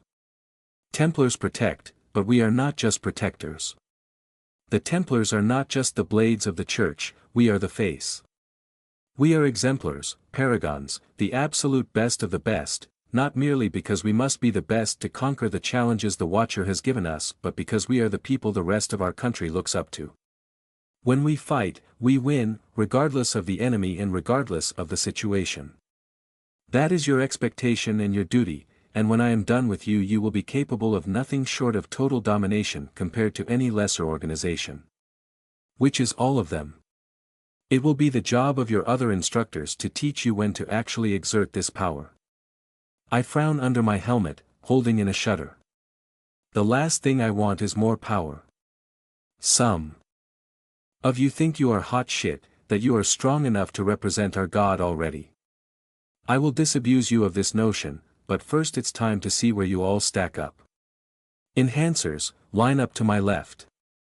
Mages, line up to my right. Harvey, the former soldier, and Melik, the young kid who declined to say much when we introduced ourselves, head over to the mage side. Gina, my roommate, and Bentley, the tasty goo the former hunter, walk to the enhancer side, whereas Xavier, the talkative, chipper guy, and I, the monster, stay where we are. You have too much wax in your ears, trainees, the instructor asks Xavier and I. My talent, can let me function as either, sir, Xavier explains, breathing hard. Then why are you huffing and puffing like an asthmatic dragon, the instructor demands. You told me not to use my talent during the warm-up, sir. I flinch, failing to suppress the pounding anxiety of embarrassment. I am sorry, sir, I don't know where I stand, I admit. What is an enhancer? Do you fight by empowering your body or attacking with magic? The instructor barks. I don't know if I empower my body, per se, my body just kind of does whatever it feels like, but if those are the two options I suppose my choice is obvious. I fight with my body, sir, I tell him. Enhancer sighed. In some ways, I think the worst part of blushing is the fact that only I will ever know when I'm doing it. The heat and the pressure in my cheek seems as though it is laughing at me, mocking both my stupidity and the false humanity that causes my body to react so pointlessly. It's just monstrous blood pulsing behind a monstrous face, incapable of actually making my skin any darker. Next thing I know, my roommate and I are standing across from each other.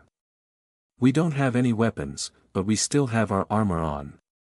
Gina takes a low stance, her hands curled into fists as she prepares herself for battle. I, meanwhile, stand straight ramrod still, having absolutely no idea how to spar but unable to bring myself to ask. I sort of know the word. A mock combat, I think. Like a game. A fistfight in plate mail, eh?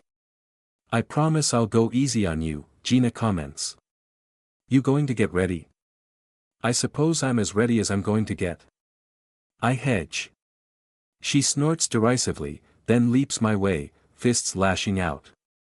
I intuit that I'm probably not supposed to stand there and get punched, so I hop backwards, avoiding her blows and trying to divine the purpose of this exercise.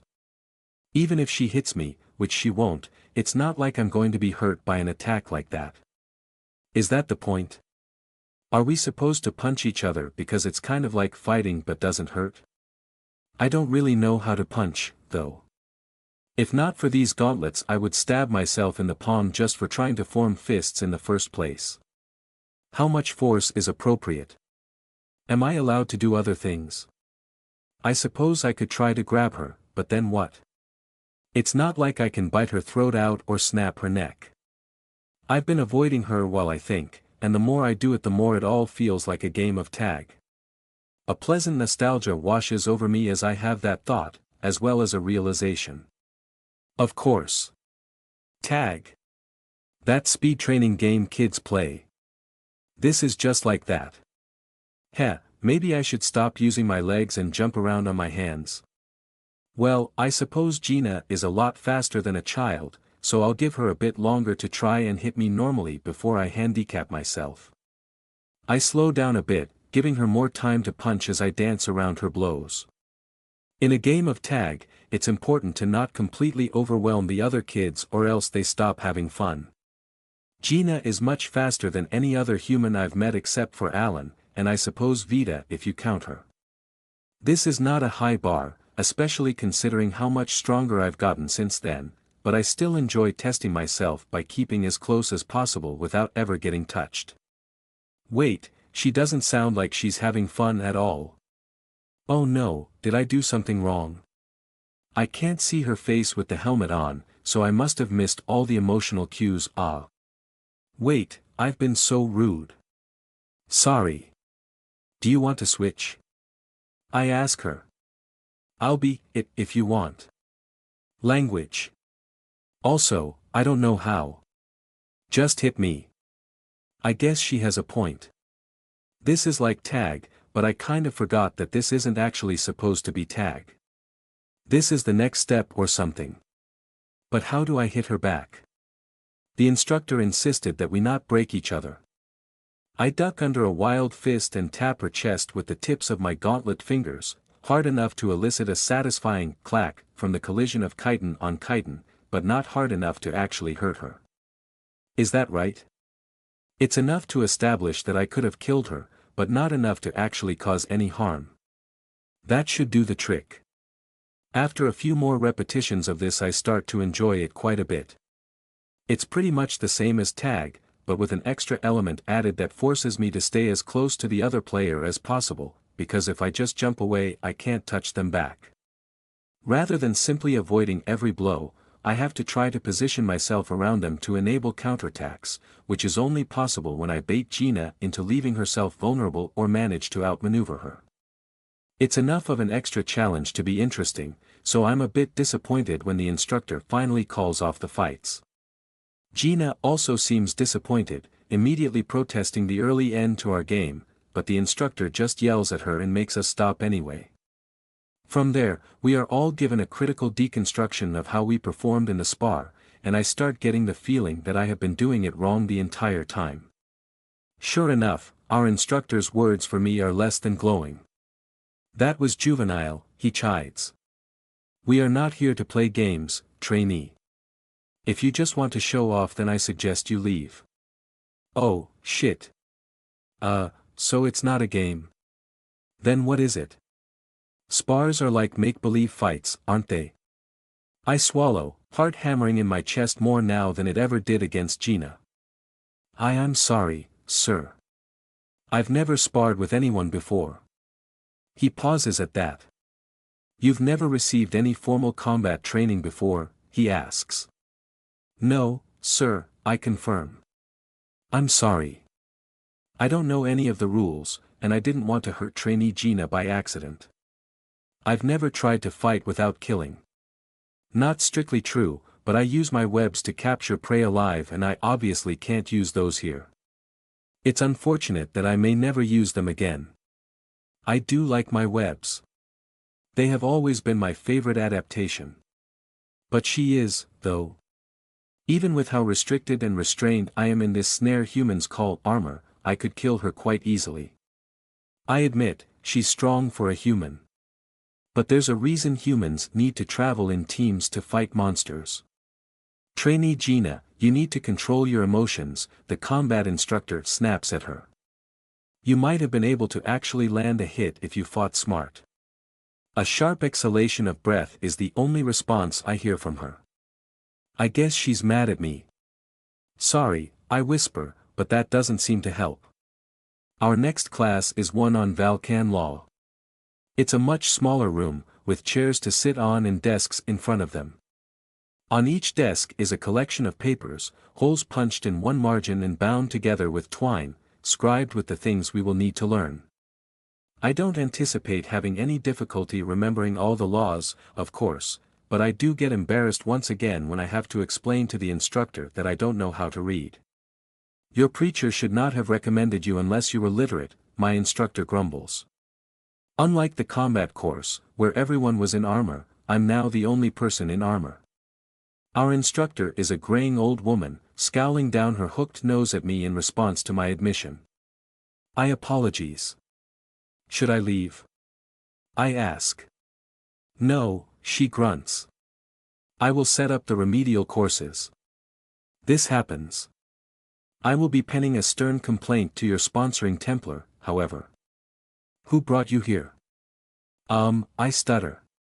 High Templar Galdra Carthala, ma'am. She opens her mouth, and then closes it. Is all she says. About 15 minutes into the lesson, which just involves everyone else reading while I sit around and wait, the instructor walks over with some more papers and starts teaching me the alphabet.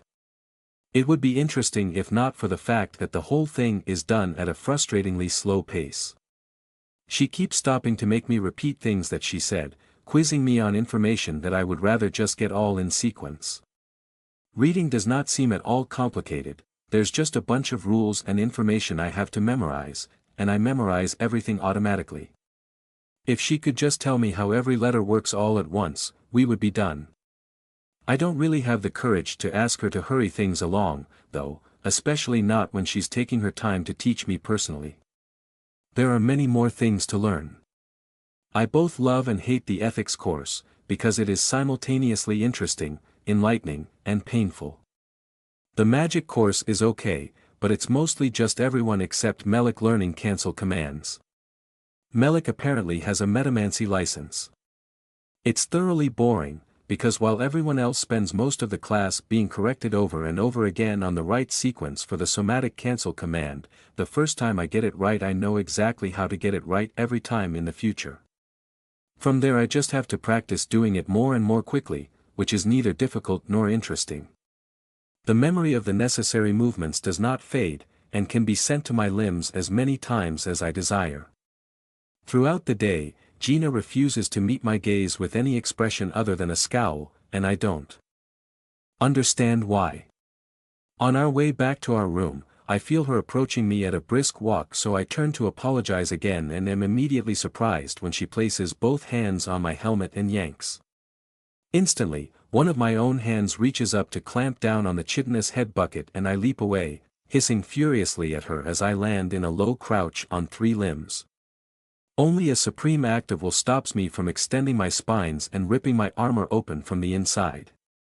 Empty-handed, Gina blinks in surprise at my animalistic display. Sorry. I squeak out, but I'm too stressed and frozen stiff to actually stand up like a normal person. What? I sputter back. I've only eaten fish a few times, and I'm very thankful to have never grown any trait from a fish.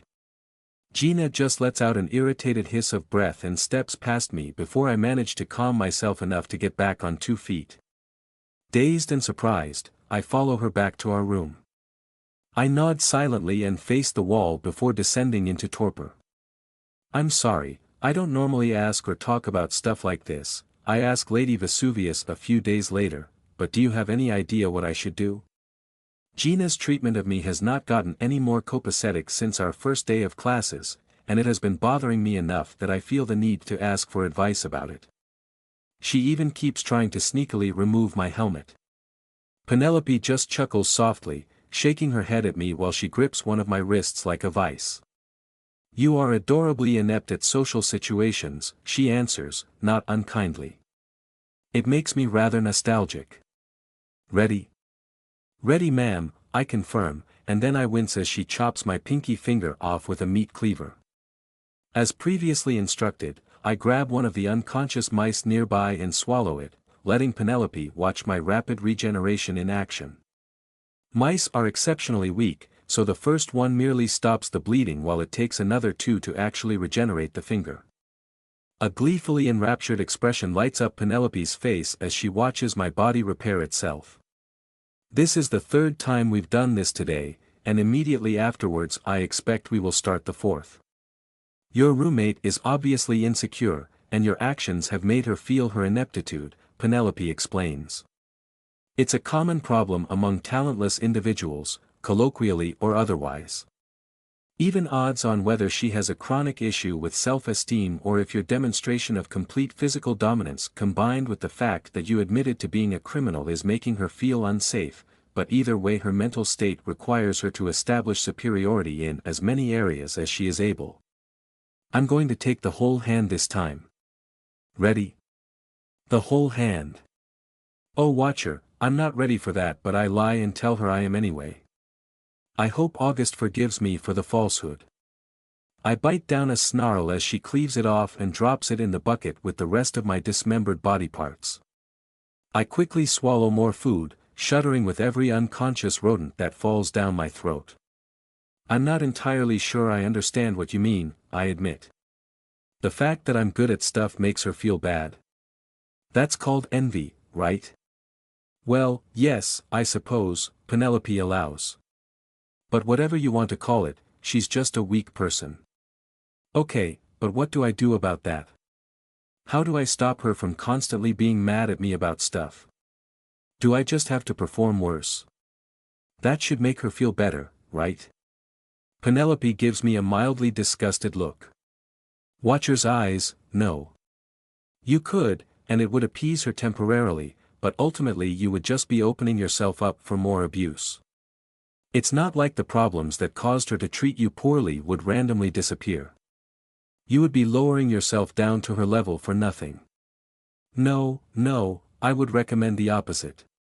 Establish your dominance so thoroughly that no hope in her heart remains towards the prospect of besting you. Crush her completely, and thereby replace that disdain with fear. I blink in surprise. That I don't think I can do that, ma'am. I don't really want to dominate anybody. That's pretty much the opposite of what I would be comfortable with. Then just take off your helmet and show her your teeth, she says after catching her breath. I can't imagine a former hunter trying to bully you after that. Lady Vesuvius. You know I'm not allowed to do that. My biomancer shrugs, walking over to the door and ringing a bell to summon a slave and ordering him to fetch us more rodents. I know that you have been instructed not to, but what you have been told to do and what you will be allowed to do are two different things. I look at her blankly, eyebrows furrowed. I don't understand, I tell her. Penelope allows herself a smug grin, raising a single finger as she prepares to lecture me. Think for a moment. To keep this secret you are required to spend all day and all night, every day and every night, in that armor. You can't even bathe, which is a problem that will continue to compound, and I imagine it's a hassle to find good times and places to eat. Everything about your situation is explicitly suspicious to everyone around you, most of whom are inquisitive youths, and to top it all off you spend the majority of the day entirely without supervision, in situations wherein it would be simple to admit your true nature without it ever reaching your superiors. You are, obviously, being tested. Every promise is a test, I tell her. You fail by breaking it. She waves dismissively at me. Perhaps, but the important test here is not about whether you fail. It is a test about what happens when you fail. It is inconceivable that the Templars genuinely believe you have a chance of keeping this secret. Your situation makes far more sense if they just want the justification to lock down the information after you make it known, in case the act of doing so blows up in everyone's face. You think there's a chance people will resort to explosives? I ask, aghast. What? No, Lark, that's a metaphor. No one is going to literally explode if you take your helmet off in front of your roommate. And again, you absolutely should do that. I don't know, I hedge. Doesn't it seem kind of overcomplicated and counterproductive if the Templars gave me orders they expect me to fail at? Penelope sneers. Trust me, it happens. Lark, I assure you either the Templars expect you to fail or they are so thoroughly incompetent at enabling your success you may as well quit now. Besides, I bet half of this whole fiasco is just Galdra laughing at the idea of you having to sleep in full plate. I don't sleep, I point out. And anyway, whether or not I'm supposed to, I don't like the idea of revealing myself. I don't want people to know I'm a man-eating monster. Penelope sighs, returning to casting spells on my recently regrown hand. I sulk silently as she works, annoyed by her advice. I was so happy when Galdra told me that I could be a Templar instead of a Vrothizo. A person instead of a monster. I can't believe anyone would suggest I return to the opposite. Someone once taught me, albeit accidentally, that the most damaging thing you can do to yourself is pretend to be someone you aren't, Penelope says suddenly.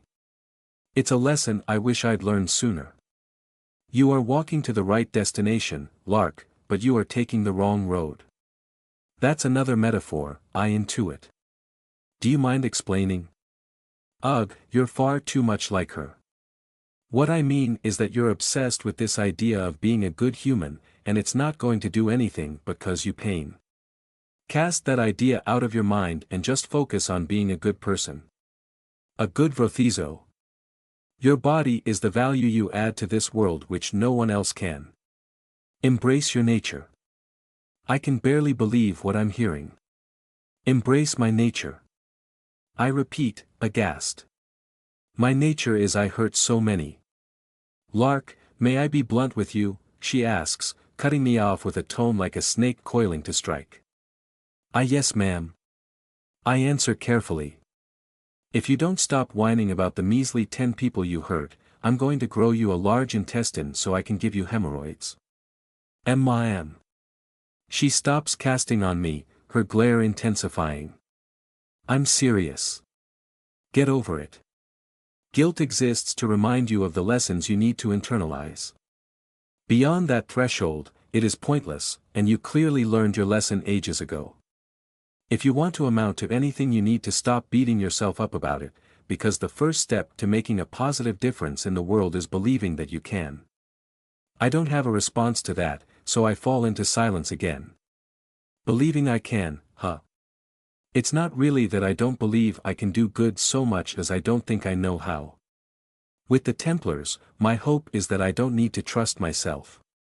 I can just do what good people tell me to do and make a difference that way. And if I ever stop doing the right thing, the good people can stop me. I glance back at Penelope to find she's still staring at me, a calculating expression on her face. I wonder what it would be like to have her unflappable conviction. I think to do the most good, one must always embrace their nature, she says softly. I realize our natures are not inherently good, Lark.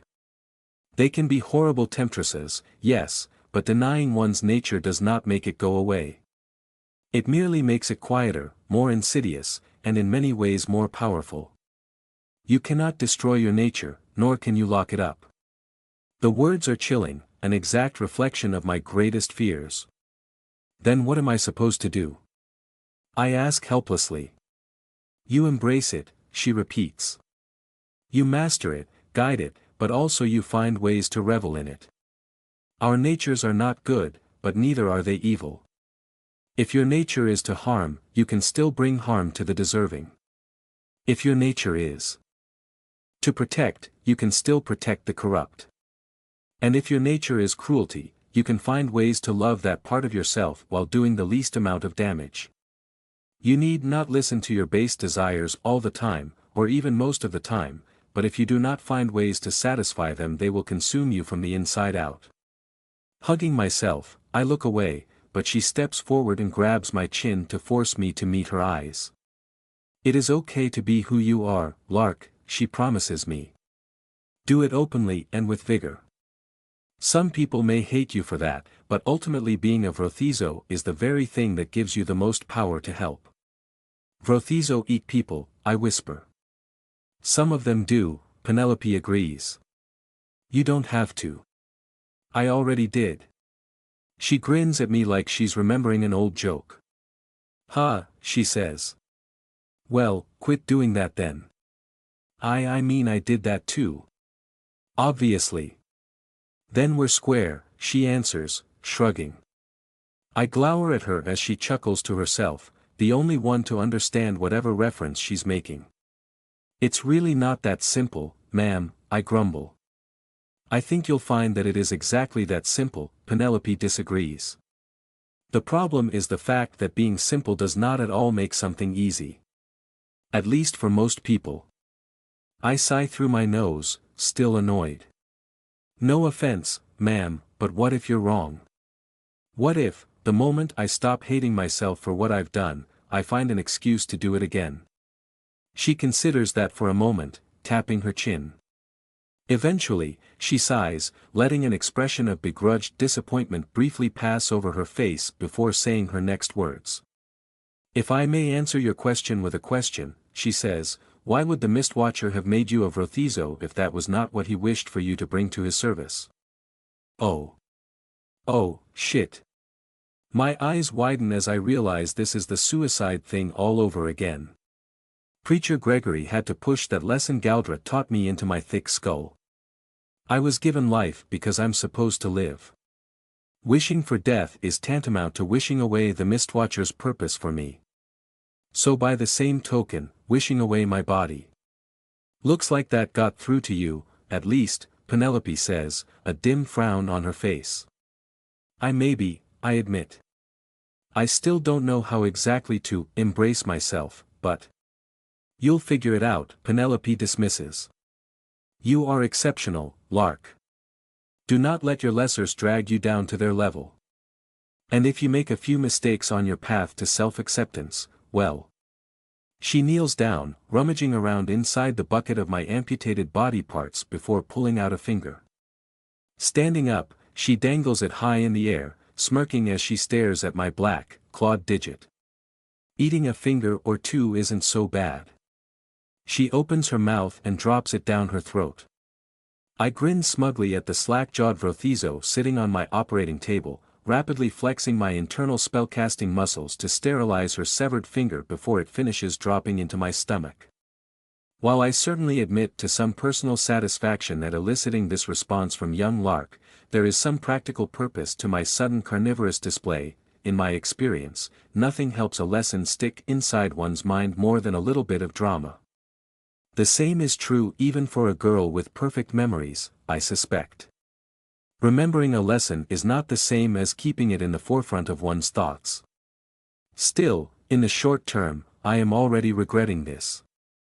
I am First Lady Penelope Vesuvius the Inhuman, and I must regretfully admit that uncooked Vrothizo flesh is the single most disgusting thing I have ever eaten. Including my penchant for auto-cannibalism, which at least has the excuse of being inherently efficient and guaranteed sterile. Watcher's eyes, though, it has nothing on this inconceivably repulsive flavor. I feel like I have just consumed a rotting sulfuran fish sausage marinated in diarrhea. I'm going to need to wash the inside of my mouth for weeks, and I'm seriously considering using cognomancy to remove the damn memory. Unfortunately, that will leave evidence on my soul that I can ill afford. Anyway, I make a mental note to add the wretched flavor of Vrothizo flesh to my physical notes, because science is equal parts rigor and suffering, and I see no point in omitting valuable data from the records, no matter how arbitrary it may seem. That's all I need from you, by the way, I tell Lark, who manages to pick her jaw of glorious teeth up off the floor. For today, I mean. I have a council meeting later and I would like to get these samples situated before then. The Vrothizo stutters, does that mean you, are going to eat them, ma'am? I allow myself a chuckle. No, I tell her honestly. You taste horrid. I enjoy watching her expression twist between relief at the idea that I won't continue, horror at the implication that I would have eaten them had she not tasted so unpalatable, and most entertainingly, a confused sort of offense at the idea that she does. I must say, out of all of Vita's strays, this one is by far my favorite. She is both fantastically useful and endlessly fun to tease. Not to mention, well, as I watch her swing her legs off my operating table and stand up to retrieve her armor, I find myself enraptured by the unparalleled poetry that is her body. The tight tapestry of muscles underneath her skin, the beautiful interwoven web of additions to her human frame, each adapted and modified from the base creature with such unparalleled genius, I cannot help but feel a churning, invigorating inadequacy. She stretches and smooths her talons against the floor, controlled enough to not damage the wood as her almost impossibly powerful legs carry her across the room.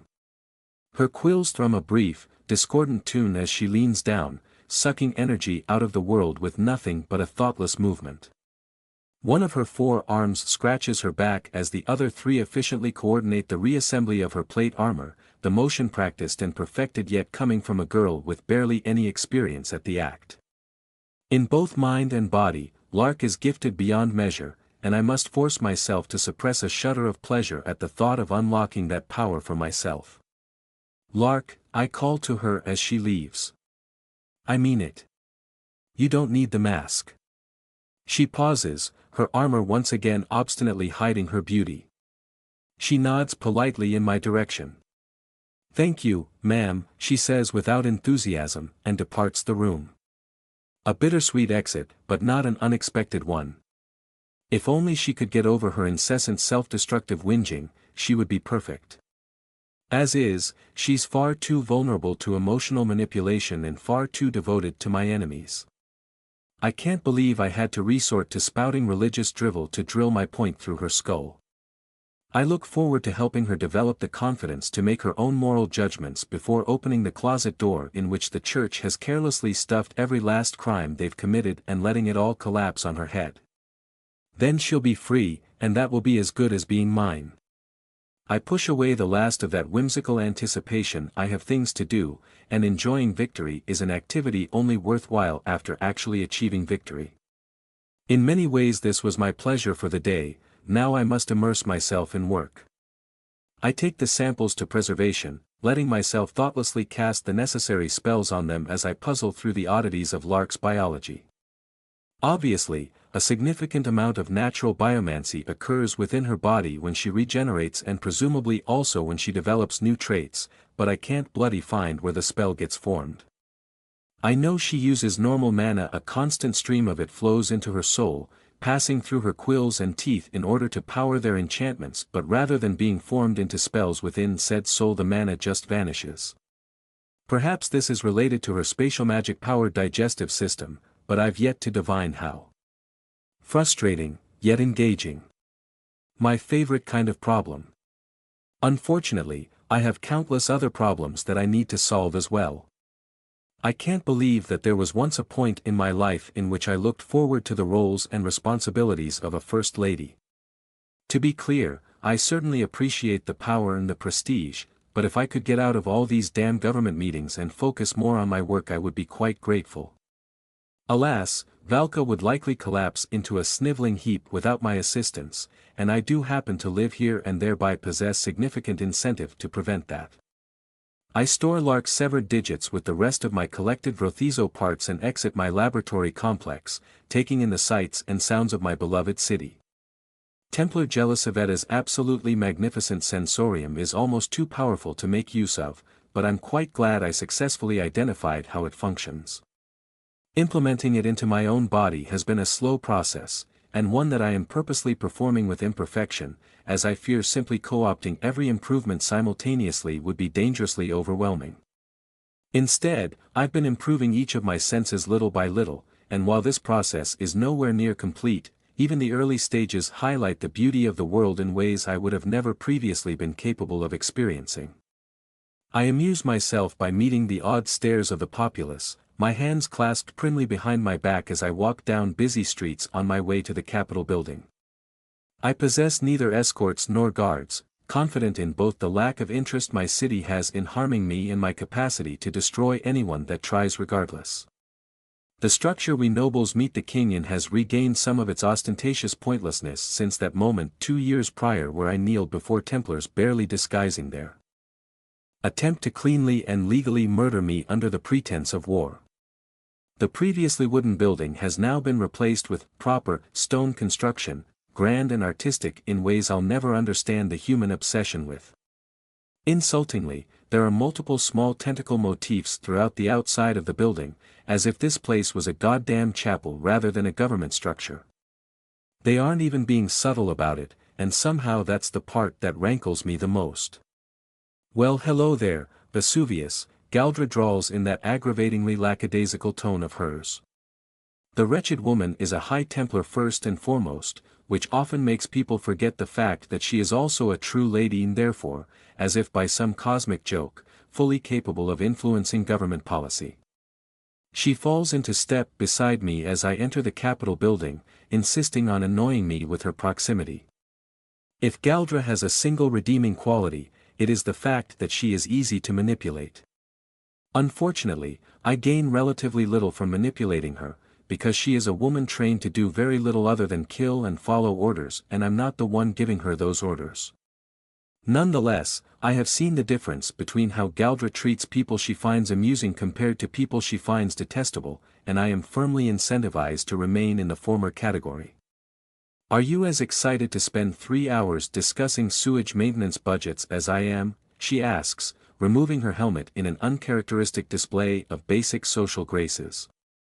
I suspect her only motivation for doing so is that she was feeling stuffy. Indeed, I will be precisely as riveted to the discussion as you, I answer, admitting quite honestly that I intend to tune out the entire meeting. I'm surprised that you've yet to flee outside the walls of the city, Lady Carthala. Days like this make me wish I was still a hunter. It's imperative that I attend these meetings so that I don't miss anything important. This is, after all, where all of the highest level government decisions get passed down from. But surprising no one, it turns out that the majority of governance is quite boring and entirely irrelevant to my objectives. My position in these discussions boils down to joining the side that wins me the most political sway, which is usually decided long before any arguments are brought to the table.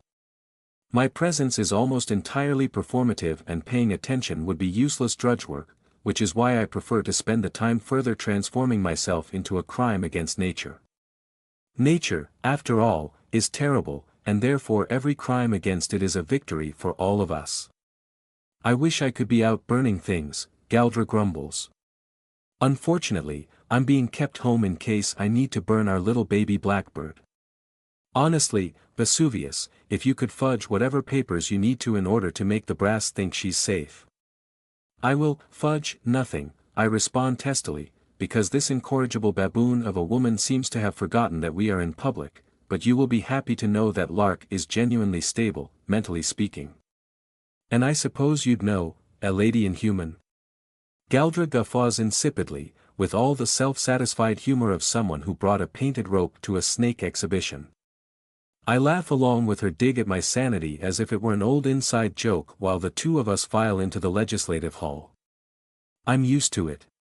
If I had a pebble for every time I heard an offhand comment implying that I have metaphorically lost my marbles, I could fill the hole in the city by stacking them all the way up from the mists.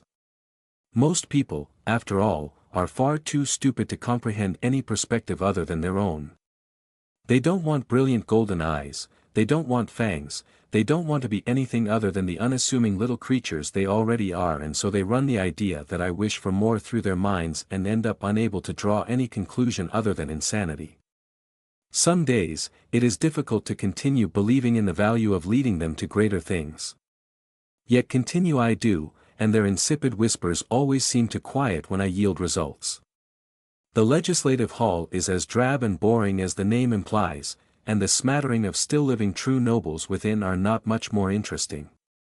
While a few other remarkable individuals have been inducted into our ranks since the perception event slew most of the upper class, the majority of the nobility are survivors of that disaster, and the majority of the survivors surprise are either closely allied to the church or straight-up members of it.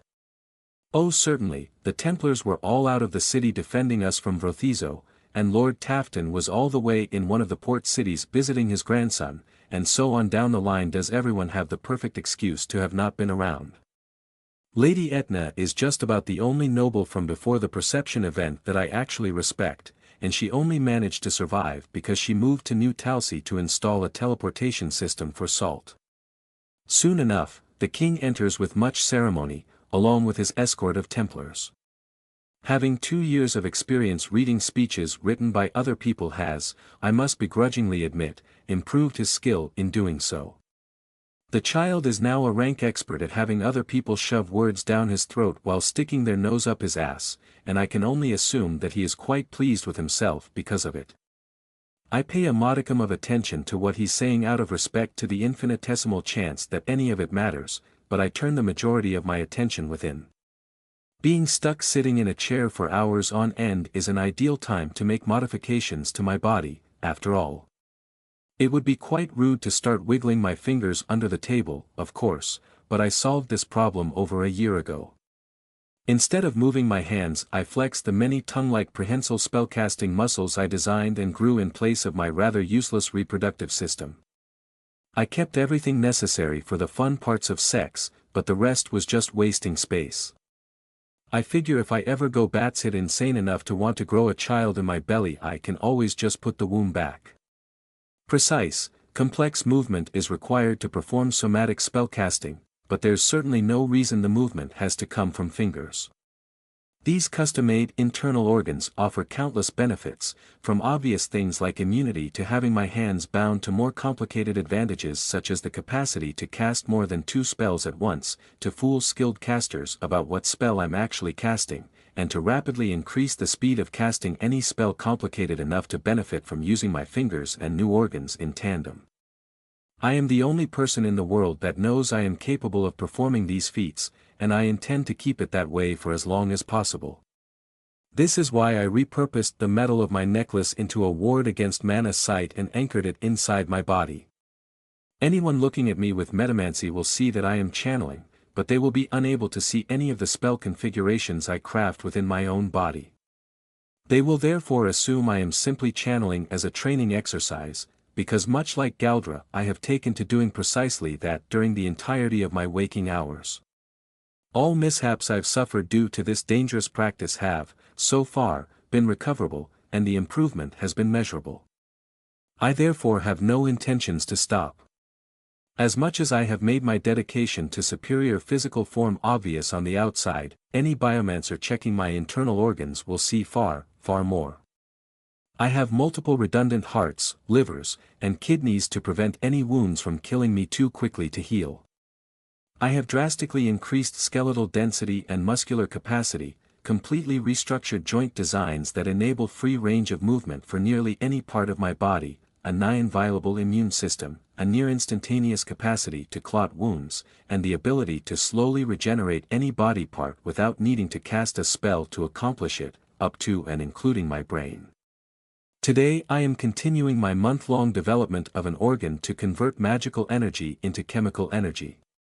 This will, regrettably, not remove my need to eat, but it will function almost identically to Bentley's talent and largely remove my need to eat, for energy magic can reinvigorate me, just not replace the physical matter that my body is composed of. All of the theory and testing is complete, I merely need to finish the actual process of growing the organ, which requires careful supervision. The next 3 hours of my life are therefore not wasted, but I am still thankful when the meeting comes to an end. The budget that was ultimately decided on is laughably insufficient, but I have a monopoly on mold-proofing wood, so I can just quietly bump it up to sane levels using my personal wealth. Obviously, I give no indication that I have any intention or ability to throw money around like this, and publicly pretend that I rely on government funding for my work. I swiftly exit before I can be trapped by a chatty High Templar, returning to my laboratory as soon as I'm able. I'm gaining the reputation of somewhat of a recluse recently, as I rarely leave my work except for government meetings and the pro bono biomancy work I still perform once attendee. It's a reputation that suits me just fine, however, and I happily live up to it as I descend into the bowels of my workshop. Personally, I think the best part of having a top-secret biological weapons development lab is that I can quite legally install the kind of protective enchantments that would be considered excessively paranoid within the king's own bedchambers after 2 weeks of daily assassination attempts. No matter what I cast in here, no matter what I do in here, not a whiff of it will reach the outside world, with the obvious exception of regular government and church investigation and oversight. Which is why, of course, I merely walked down here to disguise the mana signature of teleporting into my actual secret lab.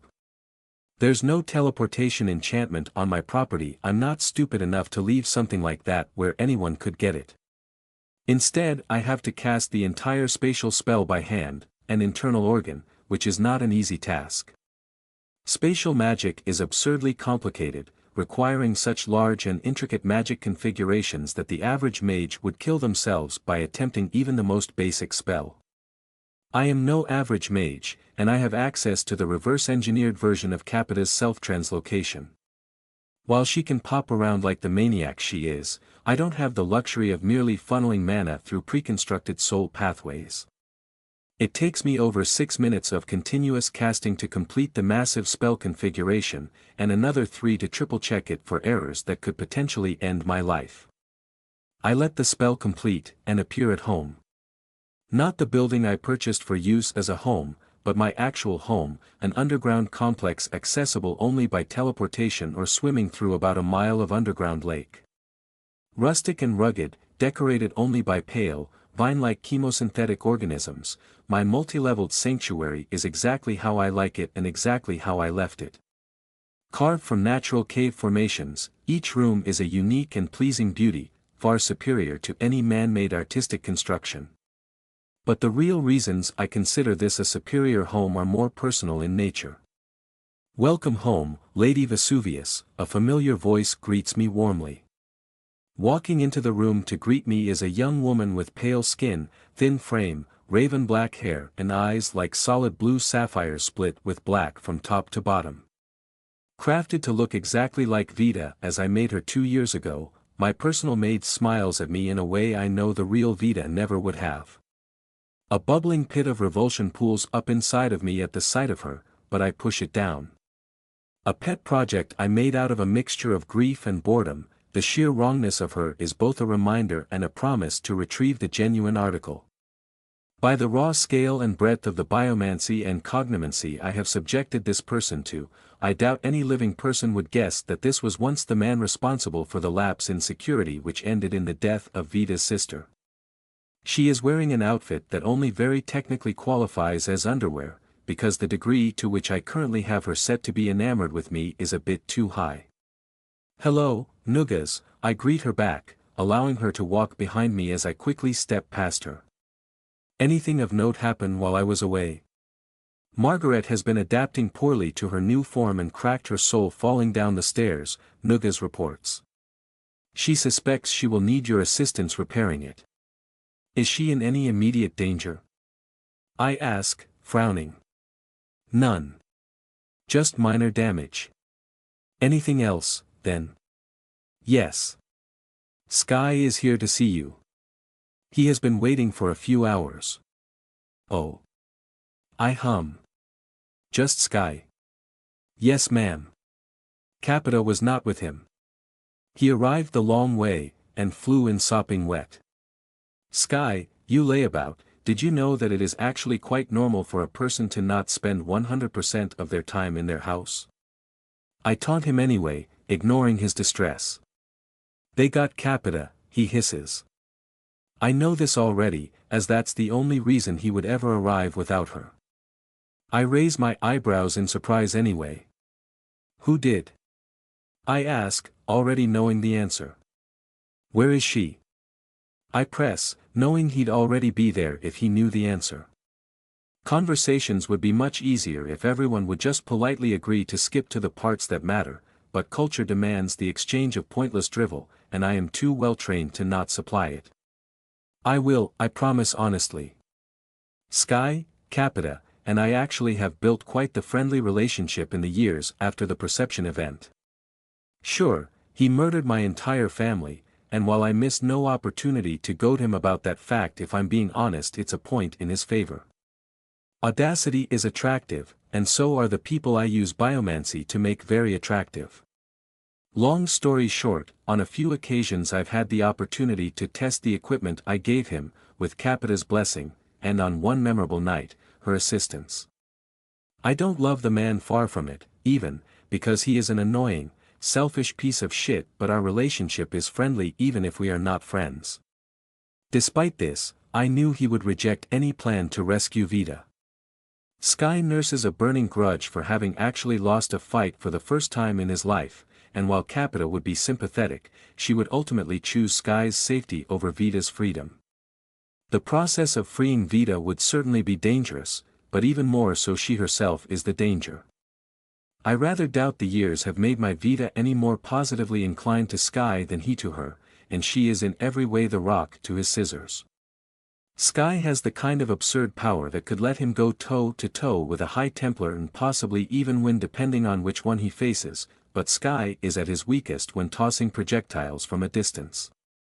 At point-blank range, he can rip a person apart from the inside faster than a blink, yet his inability to get close to Vita without dying fundamentally unnerves a man that is used to being invincible. But there's one thing that can invariably move him to act. I don't want to understand whatever part of Capita's insane mind makes her love Sky, but for all his many faults he truly does love her in return. And as an animancer, well, there's only one place they could have sent her. "Save your yammering, Sky, I told you I will," I snap at him. "On one condition. When you go to break her out, if Vita is there." "Fine, yes," he concedes immediately. Ha. Too easy. Wonderful. I will send Lynn out first thing tomorrow. "You will send her out now," Sky demands. I tilt my head ever so slightly, passing my tongue absent-mindedly over the inside of my lips as I decide how to deal with that. "Oh yeah, because you're so damn good at getting people back from the Templars," he sneers. I do not give him the satisfaction of flinching at that. Some plans just take longer than others, and that's nothing to be ashamed of. I doubt Vita has had a pleasant 2 years, but she's strong. She'll be fine, and she'll understand the importance of optimizing success chances. "You're the one crawling to me," I counter. "Feel free to be thankful that you get to reap the benefits of my preparation. I will send Lynn tomorrow, because I am under observation and rushing off to give her orders mere hours after Capita goes missing will make it a lot harder to get her back than just waiting a little while. I visit Vita's family every morning. That is when I will tell her, and we will move to retrieve Capita when Lynn finds where they took her. Again, I already know where they have to be taking her, but I need a few days to prepare for the assault anyway, and Sky doesn't need to know the details for that." He lets out an irritated huff and floats away, which is about as close as he gets to conceding an argument. "It won't be long now.